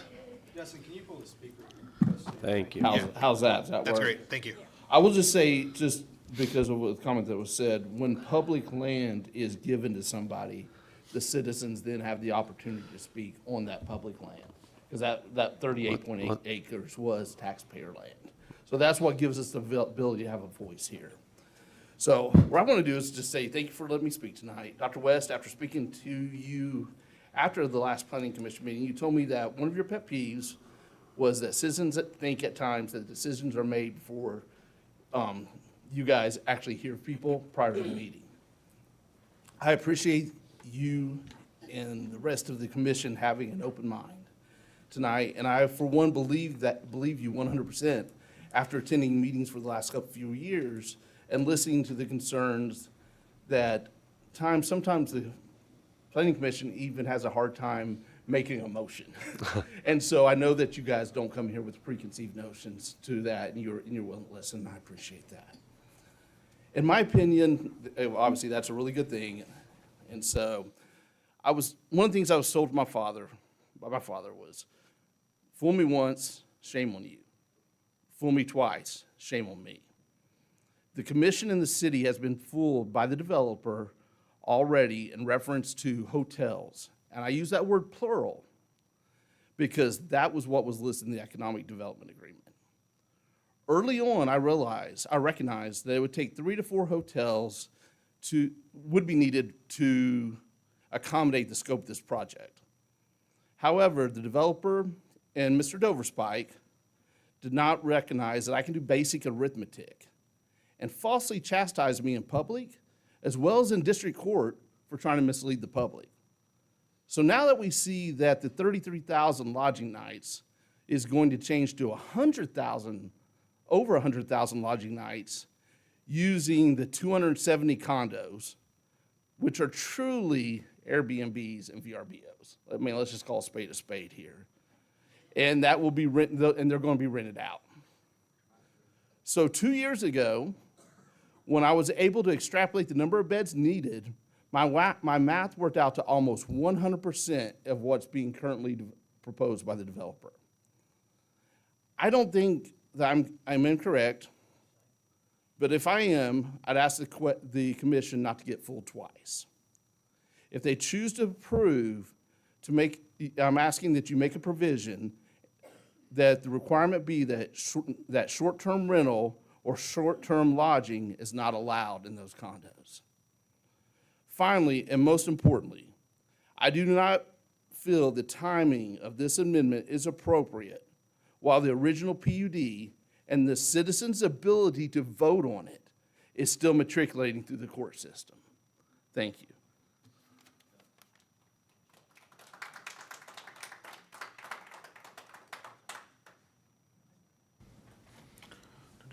Bo Harrison. Kyle Haynes.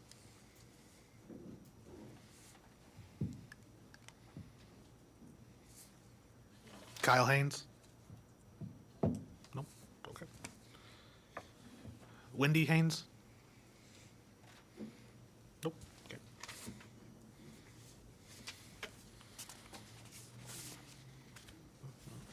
Steve Eaton.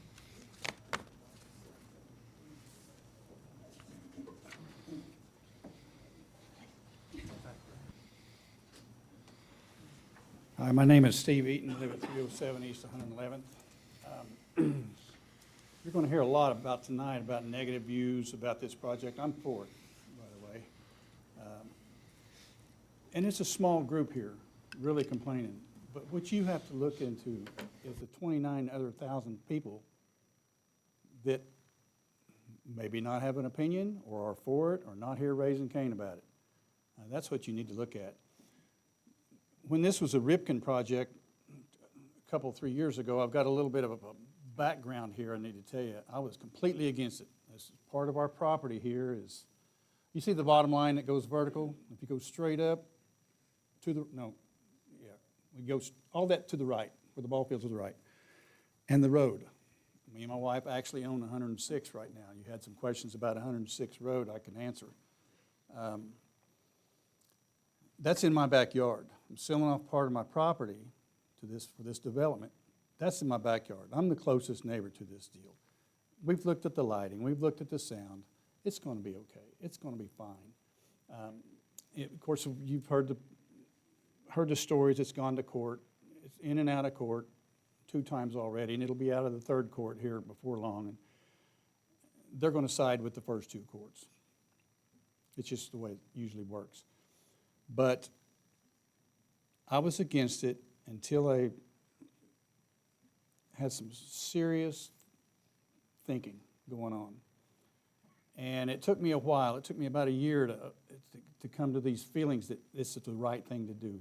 What better place than to have ball fields in an area that's basically a flood zone? It's not going to interrupt too many people. But I'm for it. Now, right now, we own 106. I heard several questions about 106.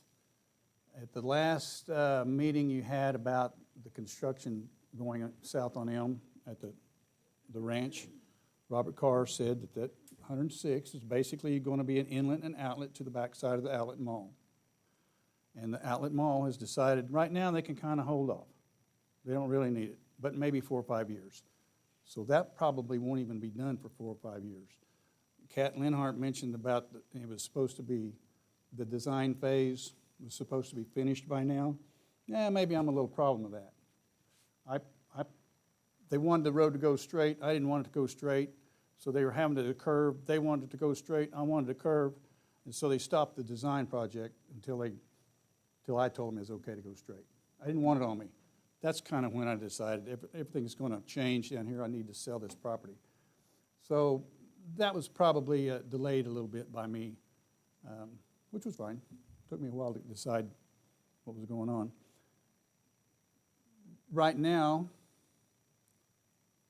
the ingress and egress out of 106th is going to work perfect for him, for the condos and all that. The red arrows out here by at the bottom of that page, if that's where that main driveway is at right now, that road already has the median in it is already cut for a left-hand turn. If that's where they're going to put it. If they're going to move it, it might change, but there is a cut in that median. So that's really all I got to say. I just don't have that tough of a decision. It's for the better of the community. It's for the progress of this community. So, do you have any questions on the 106 deal? Oh, thank you, Steve. No questions. Thank you, Steve. Thanks.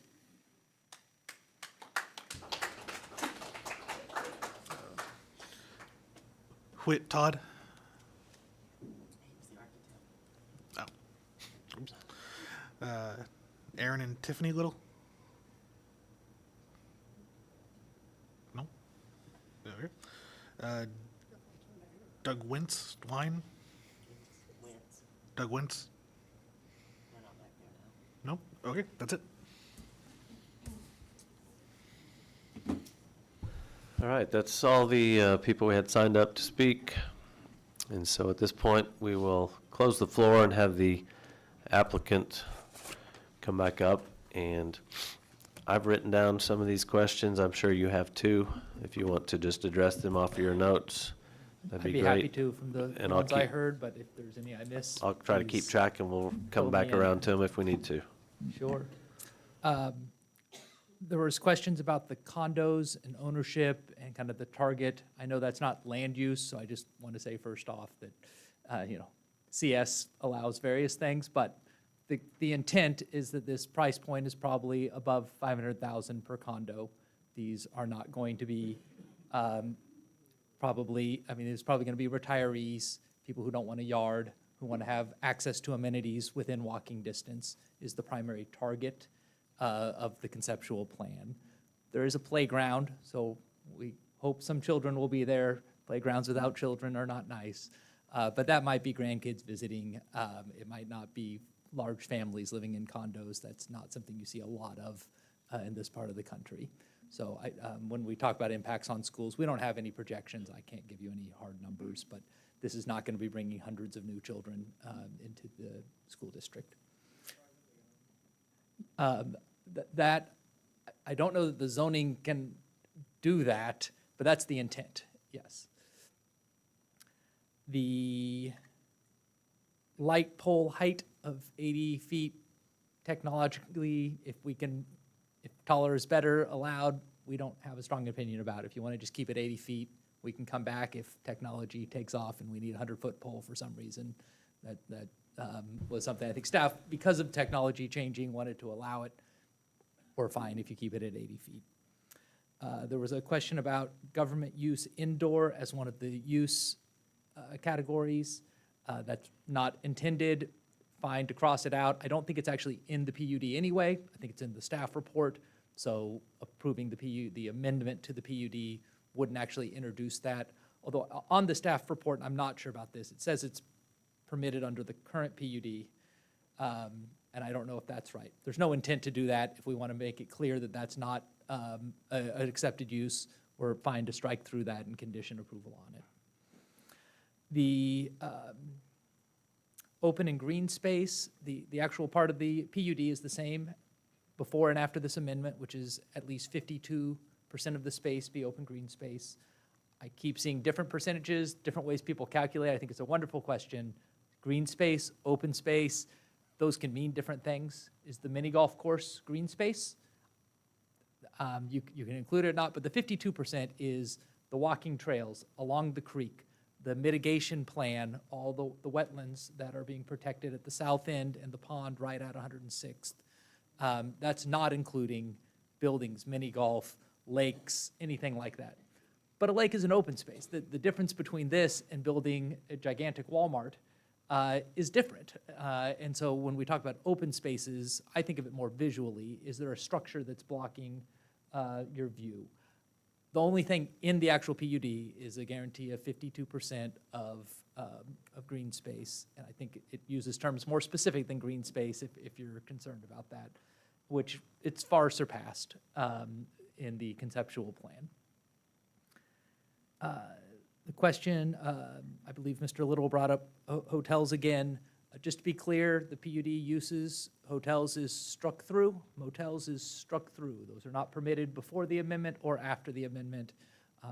We've had to be extra clear about that, and I just want to make sure we've said it so that everybody knows. On the potential use as Airbnbs and VRBOs, that's not the intent. I think these would be pretty expensive units to buy and try to turn into something like that. Obviously, anybody who wanted to do that would have to comply with the city's rules on those. I'm not intimately familiar with them, but I do know that Jenks has passed rules on when and how those are done, including inspection requirements and all kinds of things.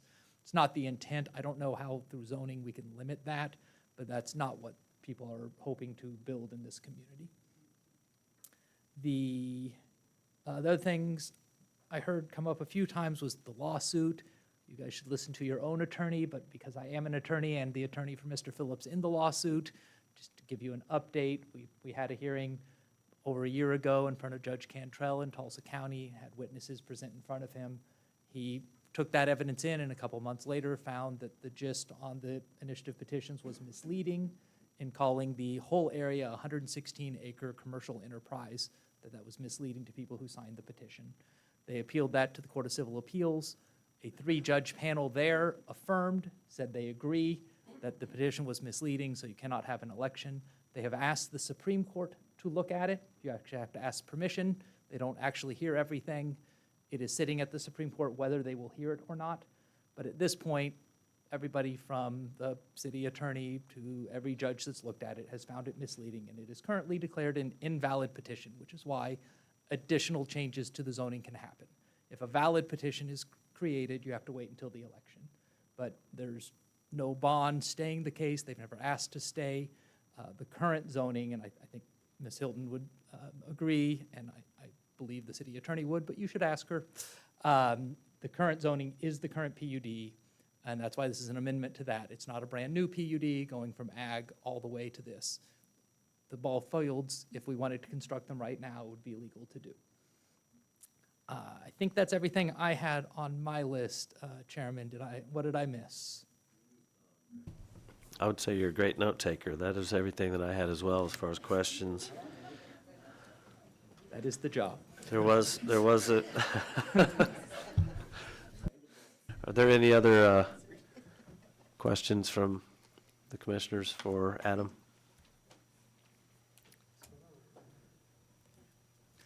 Thank you all for your time and for, I know this is a volunteer position, and I think it's wonderful that our communities have people who are willing to do it. And I really think listening to citizens, we've got a lot of informed citizens.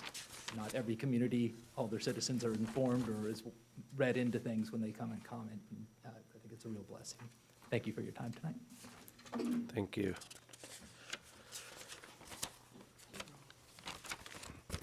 All right. So, further discussion, questions about this project amongst the commissioners?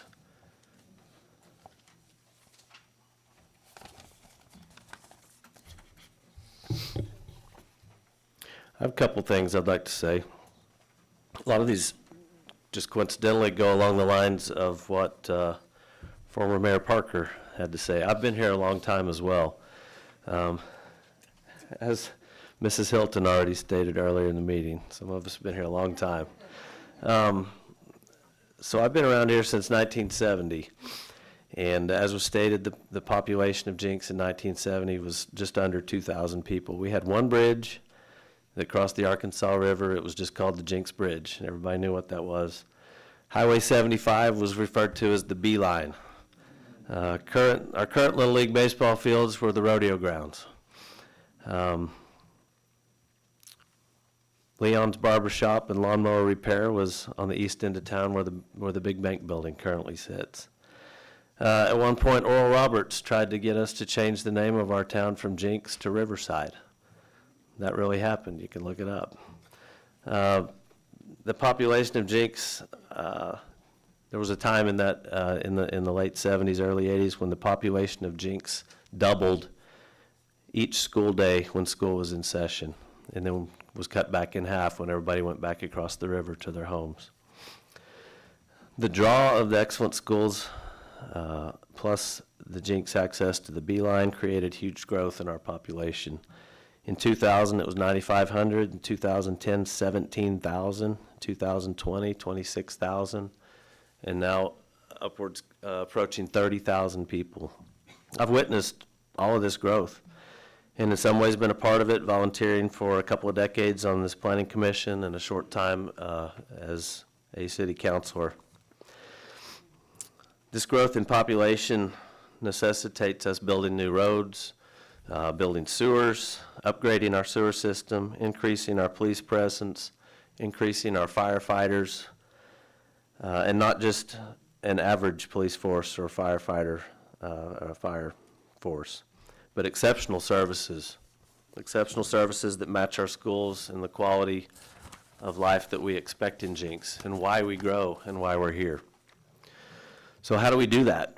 We do that with sales tax dollars. Sales tax dollars are the literal lifeblood of municipalities in Oklahoma, the way the government is set up. Brandon, can you pull up Google Maps for me real quick, if that's easy enough? Fly us over, if you would. Yeah, right there, where 96th Street, where Main Street. Just zoom in right there where you are, on the east side of the river. Other side. There you go.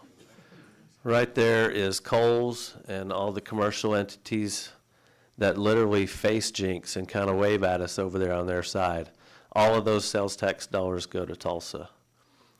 If you could go back to 75 and then northbound, yeah, there to Tulsa Hills. Immediately north of us is Tulsa Hills. 100% of those sales tax dollars go to Tulsa.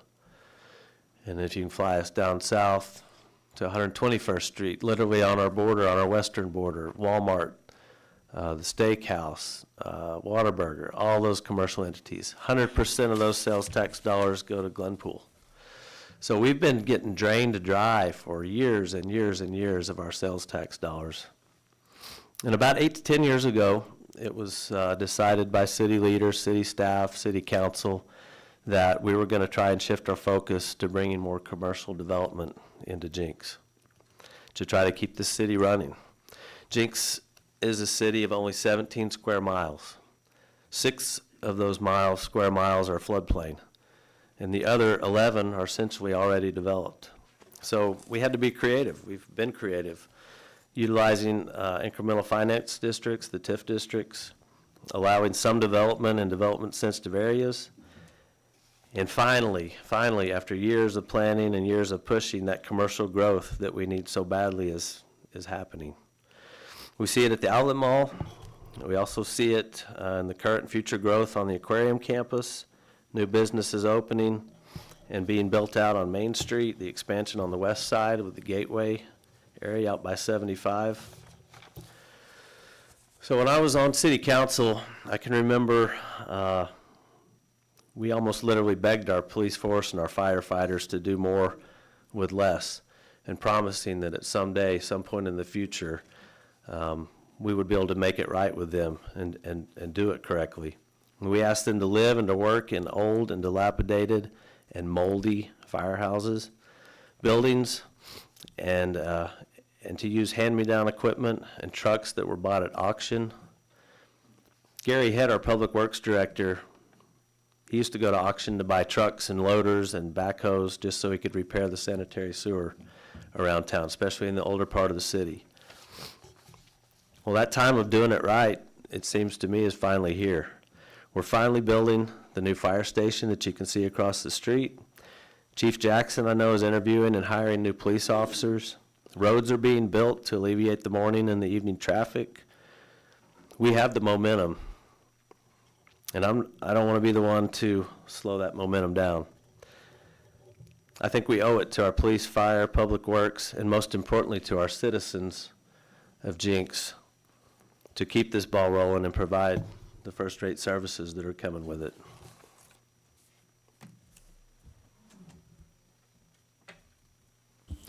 Scott, I've been on here for about 7 years, 6 years, 8 years, whatever it is. That was very well said, sir.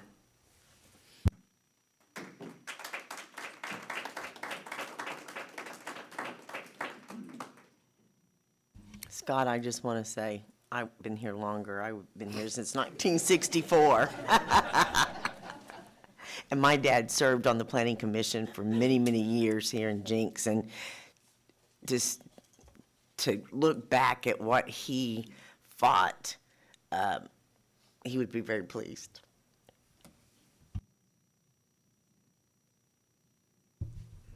All right, so we can't entertain motions on these two items.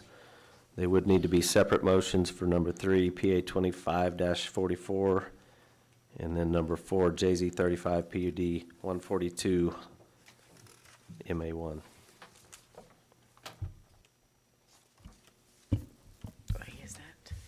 I would make a motion to approve PA 25-44. Second. Brandon, let's vote, please. Wilson, Yes. Boers, Yes. Bowman, Yes. Nixon, Yes. Stevens, Yes. Chair West. Yes.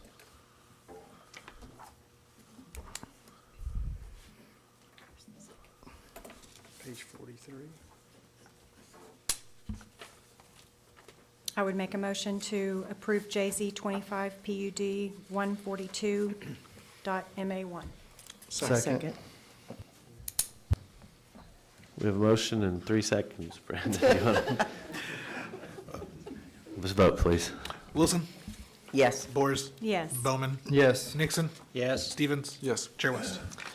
Yes. And item number 5 is JZ 25 PUD 152.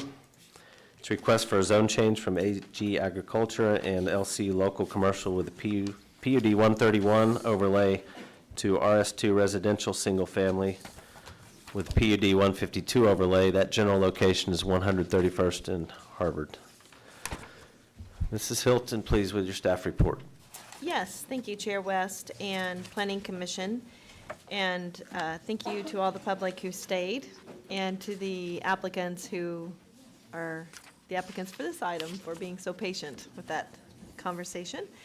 I have one comment.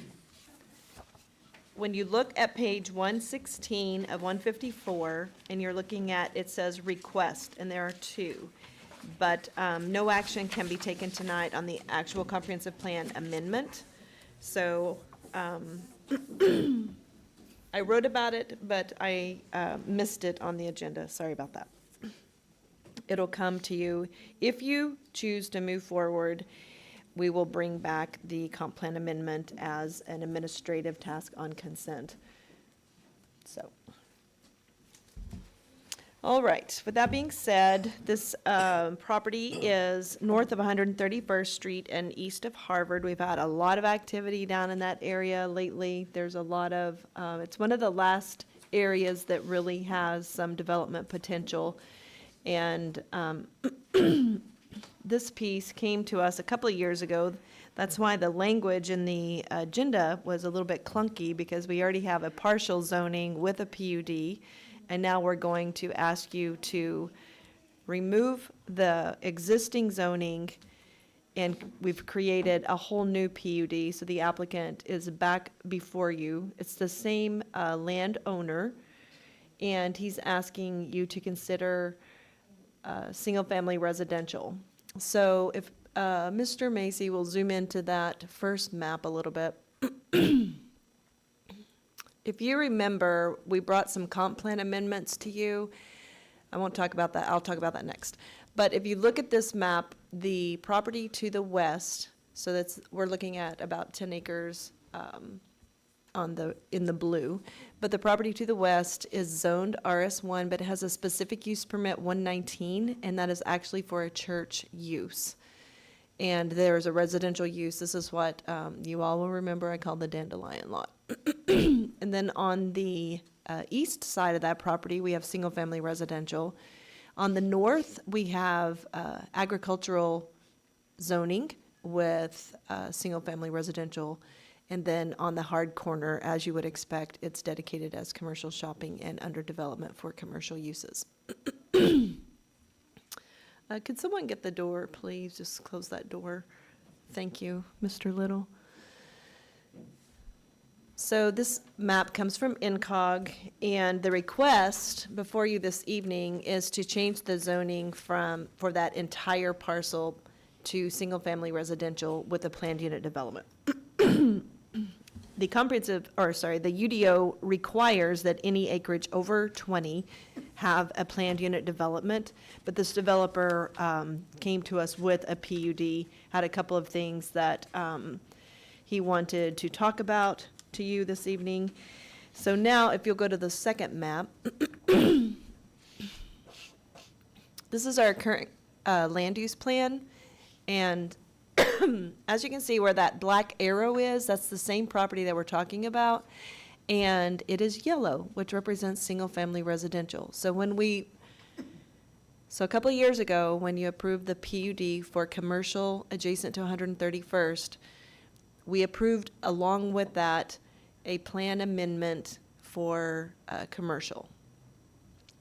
But we never updated the actual map. So we have an online map. This is our online map. This is not, we have the comp plan, and then we have one page in it that has this map. And we have an online map that we update internally, and I was waiting to update it for the public until after we got through that last round of amendments that I brought to you all. So we will get it available. I think there are several people in the audience who have asked about it.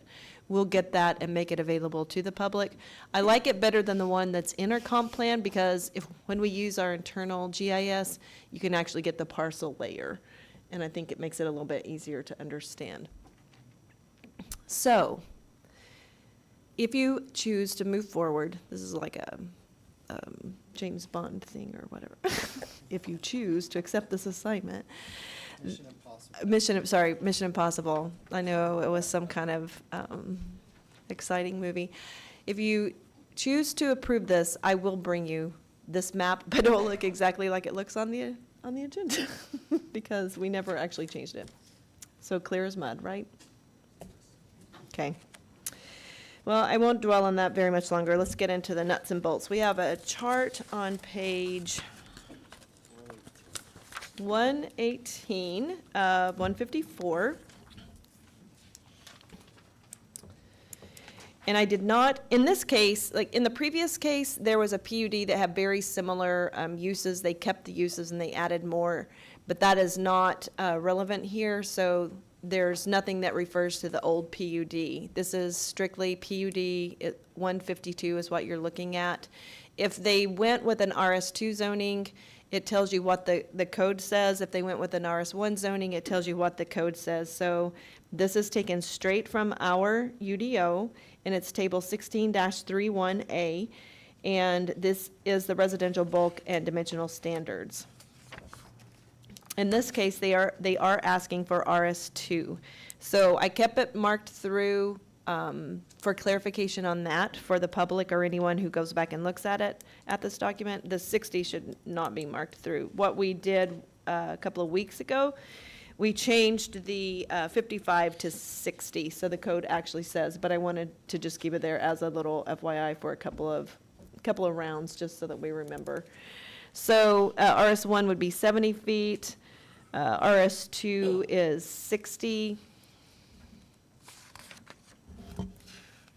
They also have their setbacks, their front, exterior, interior, and rear yard setbacks.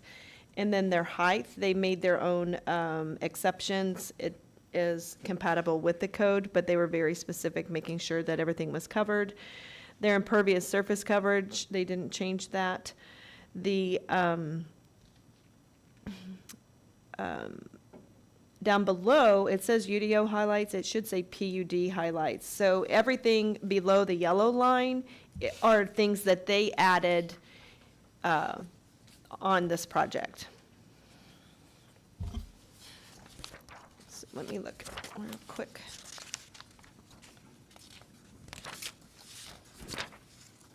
This is a private gated project. So this neighborhood is private and gated. There's one street. Can you go, Mr. Macy, to, we'll let them see the PUD exhibit. Nope, thank you. This is a private gated neighborhood. There is one street, and you can see to the left of this exhibit, that would actually be the south, and that would be 131st Street. They also have a landscape entry. Their recreational areas are passive recreation. I think that came up in a recent conversation at a planning commission hearing. And passive recreation means that they're not putting in, basically, active recreation is, I'm gonna go play basketball. It's an active sport that has rules, and it usually has certain recreational equipment that's required to play that sport. Passive recreation is walking trails. I don't have to go and have anything specific in order to participate in this type of activity or exercise. So that's the general, that's the gist of the difference. A detention facility with fountains, stocked pond with dock, walking trails, all-weather surface, a large screening wall, new tree plantings, and landscape green space. Currently, the zoning, I think that is not right, or what they're requesting is RS2. And it says that they are willing to do, their land area per dwelling unit as presented in here is 14,520 square feet per dwelling unit. And the code would require for an RS2 to have 8,000 square feet. 100% masonry with specifically using stone. 85% of the exterior will be masonry. And I meant to right-size this during our UDO updates, but this is that common theme for signage. Our standards in the code allow for a 15 square foot entry feature / signage, and they are also, as is everyone else, wanting a larger sign. So that's one of the exceptions that they're asking for. I think that I am going to stop there. If you have any questions for me, please ask. Again, this is only one action. It is not two. But I will make the assumption that if this moves forward, then you are willing to approve a comprehensive land use plan amendment.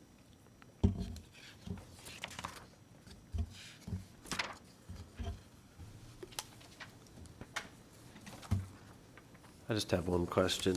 I want to make sure that the vehicle stacking from 141st Street, the required stacking, is that 131st? Yes. 131st. The required stacking is from the gate and not from the key code feature. I will let the applicant answer. I asked them that this afternoon myself, and they did provide an exhibit. Did Okay. you pull that one up that I emailed to you? Okay, sorry. we'll ask that question in a Well, we minute. teed it up nice, but sorry. The code standards are very specific, and Mr. McCarty says that it does meet that, and he provided an exhibit, but we can. Okay. Any Also, other- I will say that the fire marshal has seen this plan and understands that there are 30 or less homes that would be on this street, and it does not require two accesses. Yeah, we'll get to you in just a second. Hang on. I have that question as well. Any other questions of staff before we hear from the applicant? All right, is the applicant present? Chairman, I do. I have a Oh, I'm question, sorry. Marseille. One moment. Yes, sir. Go ahead, Greg. We, in a previous meeting, we had, the topic of a cannabis grow facility came up, and there was some debate about distance from that facility to residential. So the way the code is written is a new cannabis facility could not go in, and I think it's 1,000-foot, 1,200-foot spacing, but you can choose to put residential adjacent to a grow facility. You just couldn't put a grow facility adjacent to to existing residential. Okay, thank you. Yes, sir. Ryan McCarty with Select Design, P.O. Box 548, Bixby, Oklahoma. I'll just add a couple things that Marcy did not cover. She did, but, so the average land area is about 14,000. RS2 allows for 8,000, so these lots are quite large. They're 70 feet wide by 150 deep. So we had extensive conversations about amenities because the UDO requires, some enhanced amenities. So one of the things we talked about is, were we going to put a clubhouse or a pool in here? And the answer is no. We don't have enough lots, and the target demographic is 55 plus, so we're thinking $550,000 to $750,000 houses. The extended lot depth will allow for swimming pools to be installed in the backyard, much more. Generally, lots are around 120 deep. It seems to be the 60 by 120. So we've got that. I handed out a landscape plan. That was done today. I apologize for the short notice. To answer the question about the gate, that will go through engineering, design, and all that. So yes, we generally like to set, not generally, we set the stacking based on the future total width of 131st Street. So to make sure that when it widens one day that we still have that appropriate stacking and a turnaround so that I think it's called a Type P vehicle does not have to back up if they can't access the keypad and stuff like that. So again, fire generally looks at that in city engineering, and we make adjustments as we go. I would answer any questions you guys might have specific to. It's a pretty standard, high quality development. So instead of wood screening fence along the arterial, we'll have a 7-foot masonry walls. So.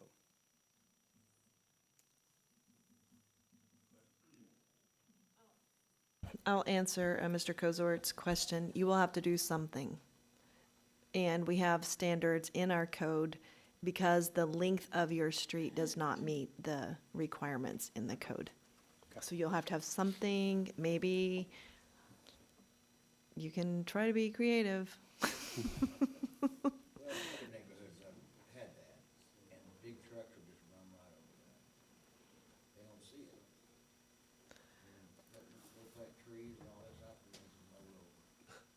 I mean, I know there's a requirement for it, but I mean, it's not that far from that point to the center. We will put together a street system that meets code. How about that? Okay. So we'll light it up and trees, and we'll make sure it's not it gets mowed over by D trucks. We'll curb it also.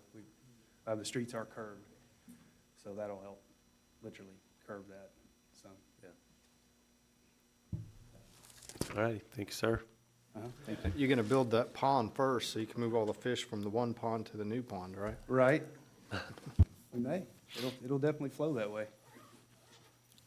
All right, thank you, sir. Thank you. We can go and open the floor if anyone from the public wishes to comment on this item. Do we have a list? We have no list for that. All right. Does anybody wish to speak on this item? All right, chair sees none, so we'll go ahead and close the floor. Further discussion, or we can hear a motion on item number 5.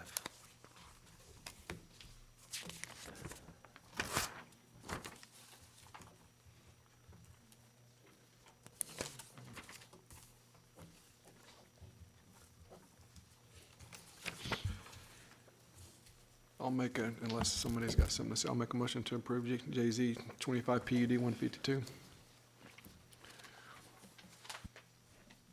I'll second.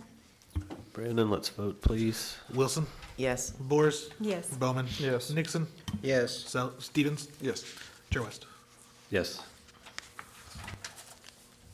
Thank you, sir. Agenda item number 6 is a request by the City of Jenks for updates and changes to Chapter 16 of the Unified Development Ordinance of the City of Jenks, City Code, Article 3, Base District Specific Standards, Article 5, Use Specific Standards, Article 6, Development Standards, Article 9, Administrative Procedures. Sounds interesting, Marseille. Let's hear about it.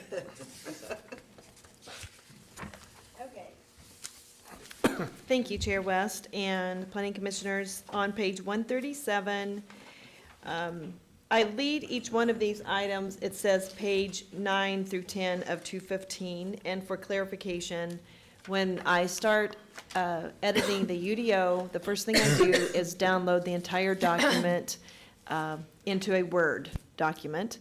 And then I take that Word document and I use the review/tracking option in Word. And so the document today, if you download it, is 215 pages of code. And so the first page we're going to look at is page 9.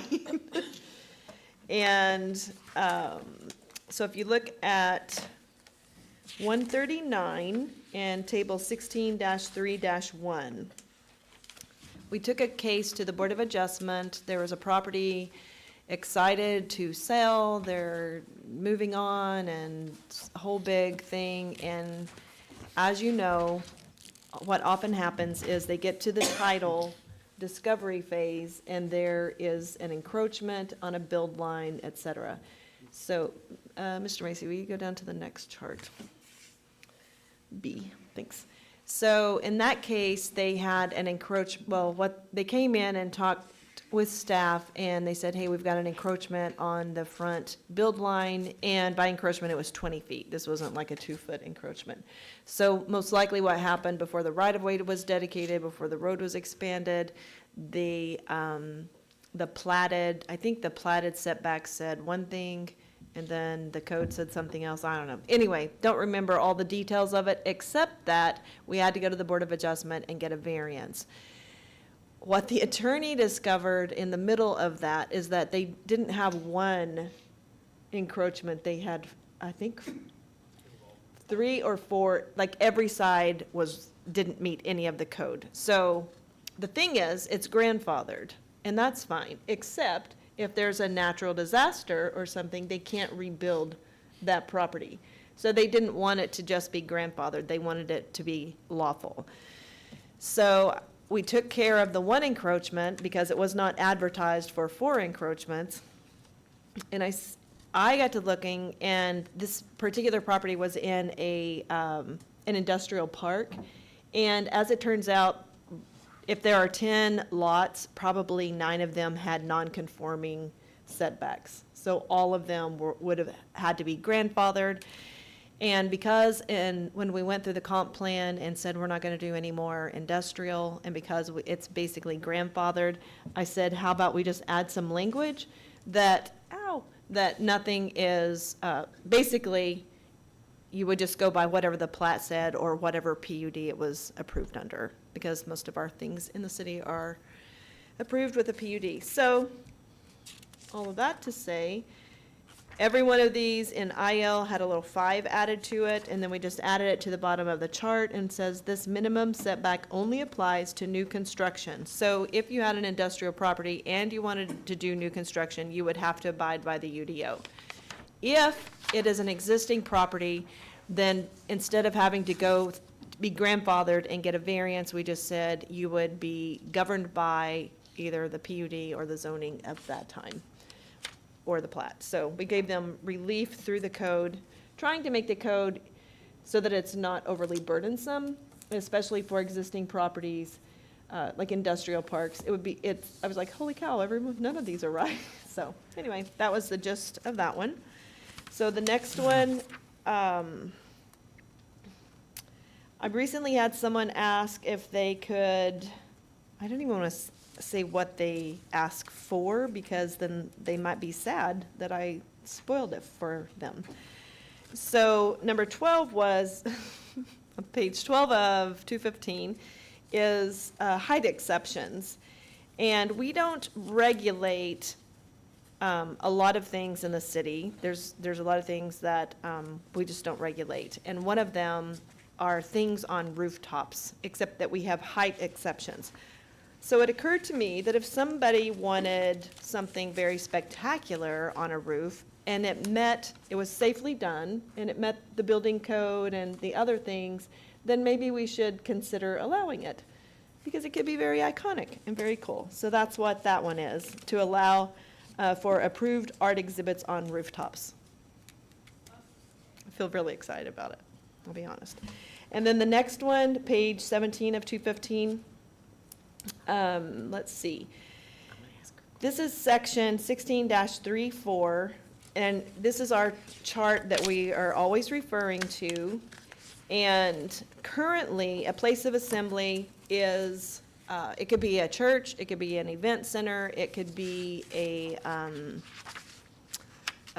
moose lodge, an elk lodge, any type of lodge that would have a large gathering space for, public hearings, public meetings, dances, whatever, large events. So in the RTC, we have not allowed it. And I have supported that we do not allow it in the RTC. There are two different entities over the past couple of years that have come to the city. One of them is the food hall, which you all have heard about that project from multiple different sources, I am sure. And they ask if they could do an event venue, and I have said no, no, no, no, no, no, because it's not allowed. So so let me just say for the record, there have also been larger, more, like you could say the BOK Center or Kane's Ballroom, those are both event venues. And so what I'm asking you to consider, do you think it is appropriate to allow for that type of use along the river? And for me personally, and this is Marseille's personal planning opinion, and you do not have to go with it. I did not write this into my staff report. I always imagined the river developing probably a little bit more like the Riverwalk, where it was very connected, very walkable. You have to have parking, but a large venue would generally require a large amount of parking. So if you had something like the BOK, then our entire river would be gobbled up with parking, or you build a parking structure. That's to be determined. But if you wanted a second floor or a third floor event venue on top of something else, is that an appropriate place for it? So that's a very important, and if you want to continue that particular one to think more about it, I think it is a big conversation. It was for me. I just had a different vision when I imagined all of that developing. But it doesn't mean my vision is right. It just, I had a different vision. Are y'all okay? All right, so page 40 of 215. This is section 16-5-4, retail use specific standards. There's a couple of places in the code that does not allow for parking between the street and the building. And one of those was retail uses. So we have some commercial shopping properties along Main Street, and then we also have some service uses such as banks. And they want parking between the curb and the building. And it makes sense, I totally get it, but our code just doesn't allow it. So if you're doing straight zoning for a property, then I'm gonna have to tell you, you can't have that parking there. So I'm asking us to create a code that is workable and or development friendly. So I said to the applicant, what if we consider adopting some other portion of code that says you can have it in the front, but you need some screening and some landscaping? So that way, when you're driving down Main Street and there's a brand-new bank, that's great, but we don't see 5 cars parked up against the curb facing Main Street and with a big, beautiful new building behind it. What we see is a row of landscaping with a big, beautiful building behind it and maybe the top of a couple of cars. Does that make sense? Okay, so I was recommending adding it to general retail, less than 10,000 square feet. Let me see what all pages.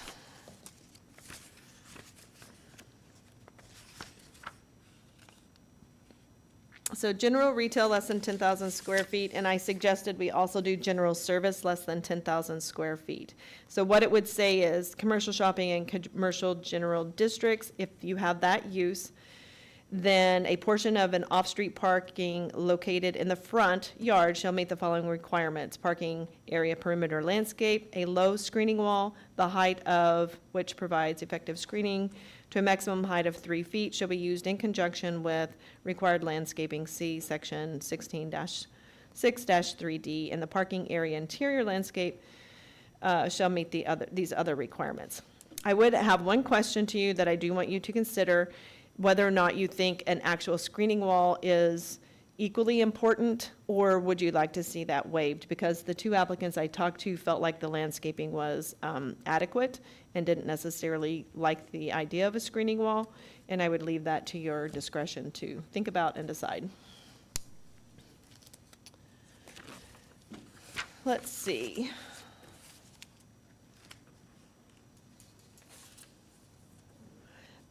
Page 66 of 215. In the previous zoning code, there was a statement that said, I don't know exactly what it said. It was to the intent was off-street parking had to be a hard surface. And then we had a general understanding of what a hard surface was. So anytime someone complained about their neighbor parking in the front door of their house, not in a dedicated parking aisle or drive aisle, then code enforcement would go out and chat with them, and then they would stop, et cetera.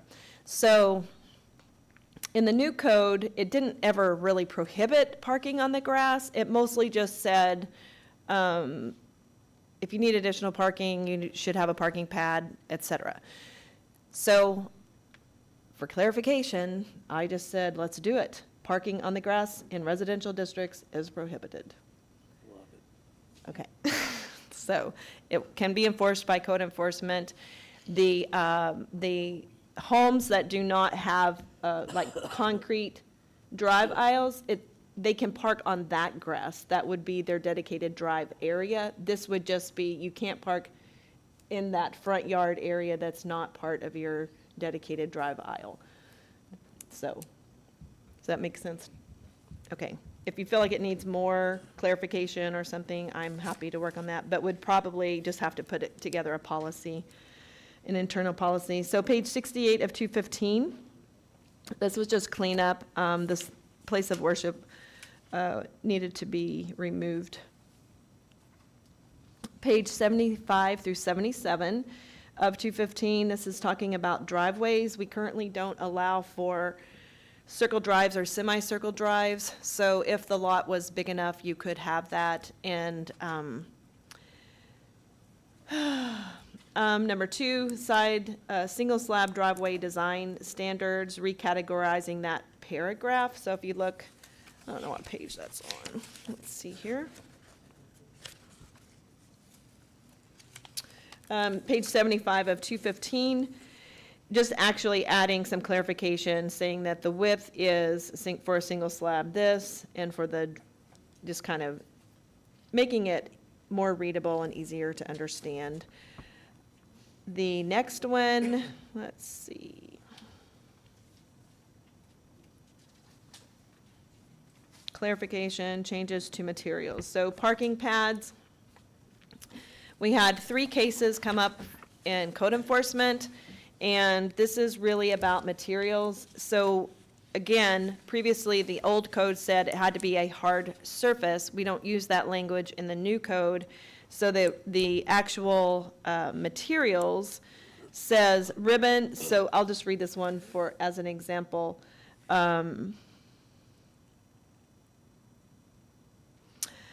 Ribbons shall be concrete, including decorative concrete, patterned concrete, exposed aggregate concrete, concrete pavers, paving blocks, or similar materials approved by the city engineering or planning staff. So it used to just say city engineer, and after several conversations with the engineering department, I added it could be planning because why not?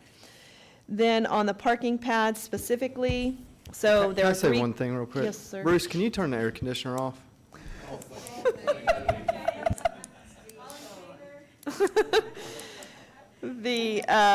On parking pads, we have 3 code enforcement cases, and each one of these cases, they used gravel, and they did an okay job, but it was interpreted that, anyway, the standards were a little bit laborious, so I tried to make it a little bit simpler by giving an aggregate square footage that was allowed. Instead of saying you have to come up 7 feet and then over at a 20% angle, and then you can only have 20 feet after that to the face of the garage, it was a lot. So we just tried to clean that up. But the actual materials, I do want your input, so I put in here, and so this is something I want you to think about, and again, you don't have to vote on this today. On materials for, should be parking pads, but basically saying homes built prior to 1985 may qualify for an exception on parking pad materials. Because a lot of those homes are not in HOAs, and so now we're also thinking back to Old Town, and then some of our older subdivisions that don't have HOAs. There needs to be some guidelines, but maybe everything doesn't have to be concrete or pavers. In some cases, maybe it is acceptable to use gravel. And it was my opinion and the opinion of the previous engineer who is moved on. But we felt like a lot of times in these particular homes, there maybe in the future, someone's going to buy them and they're going to really update them or something. But in the interim, that family and their budget is, I would rather see them do a well-done gravel parking pad than parking on the grass. So that was my point. And let's see what the last one is, or maybe it's not the last one, I don't know.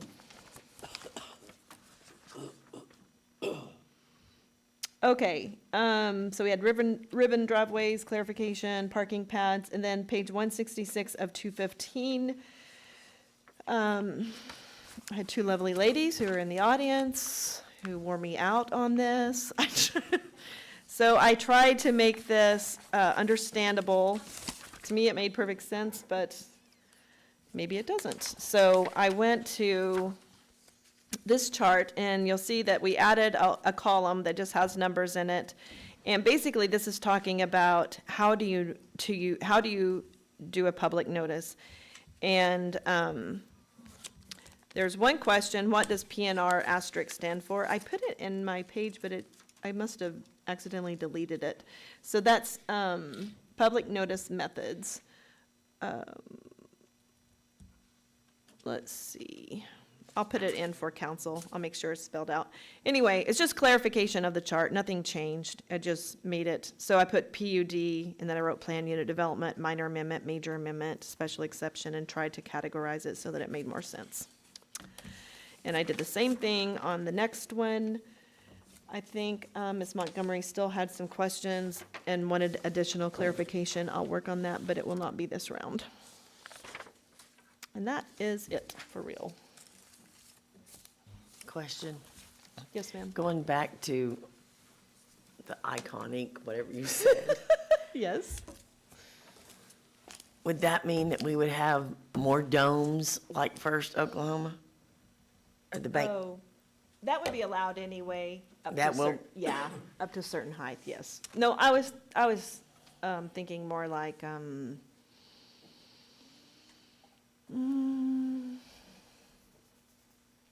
don't know, maybe when you go to Vegas, there's some things on buildings. Rooftop bar or something? No, actual art, Oh, actual art. yeah.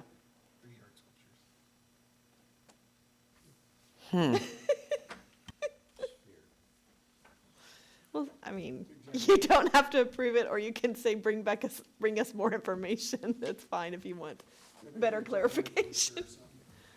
Do what? Maybe a gigantic rooster or something. I'm probably not a fan of that, but, page 40 of 215, Yes. where we talk about the all off-street parking on, currently on rear or interior side yard. I just personally can't think of any situation where it'd be a good idea to park in the front yard, or front area, where it would look, I mean, maybe you've got an example for me, but I cannot picture where it would look aesthetically pleasing to be parking in the, between the curb and the front. It's not exactly, I think what I was, so if you go out to, if you're going out by Gateway on Main Street, most of those have parking between the street, then there's like a landscape area and a sidewalk and more landscaping. So none of that goes away, they're not up to the curb. It's just the code as it's written now says you can't have, like, there's a bank coming on Main Street, and basically they wouldn't be allowed to have their handicap parking and other things at their front door, the way the code is written right now. And so I said, well, it doesn't really make sense. That is their entrance, that is their main entrance, and you should be able to park and walk into the front door without having to walk around the building. But so I said you can do it, but let's maybe add additional screening or something, since the UDO said you couldn't do it at all. Does that make sense? It does, I'm having a hard time visualizing, but I understand what you're saying, I'm just trying to picture. If it's not there now, so they just have to get an exception? They would, if they're not in a PUD, they would actually have to go to the Board of Adjustment. And I was like, I'd rather have a code that makes sense. Maybe, Brandon, can you pull up, let's just look at the area near where that bank is coming in.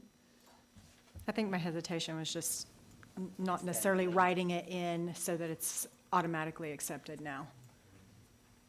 It's usually just, so, let's see. Okay, so this is a pretty good example. In this case, this particular establishment does not have any parking in the front, but there's a bank coming in beside it. So what does that look like? Can they have, I think it's about 5 spaces, but they would have it set back so far, and they would have landscaping, which they were already doing. They were doing a lot of landscaping, so it'll be really nice. But then they'd have their building. So will you go down Main Street a little bit? I was trying to think. Those have parking in the front. Yes.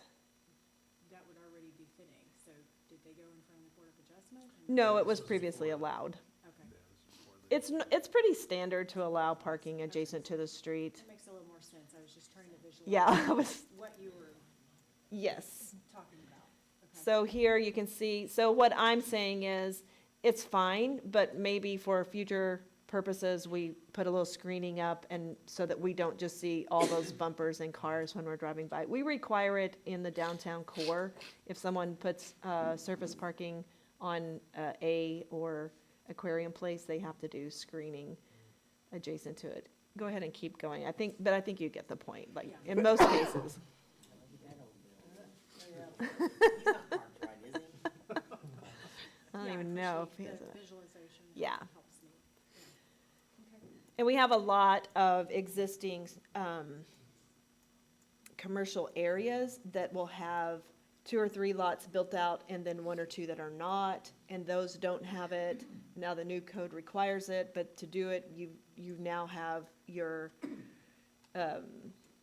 access issues, because if I made them do it, then they can't get across from one property to the next. It's kind of a problem.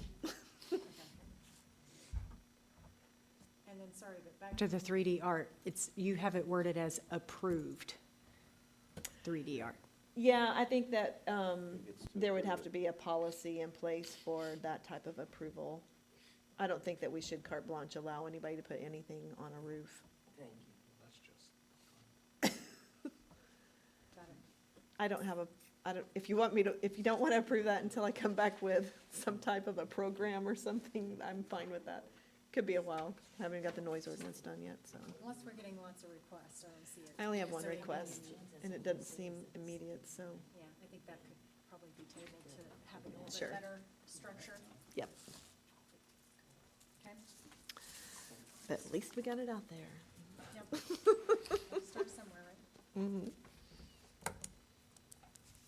I always have my back to y'all. What are y'all doing over here? I said I always have my back to you. So, do we want to act on this tonight? On 6? No, I didn't think so either. There's several things in there I think we need to talk more about, Okay. including the event use on the river.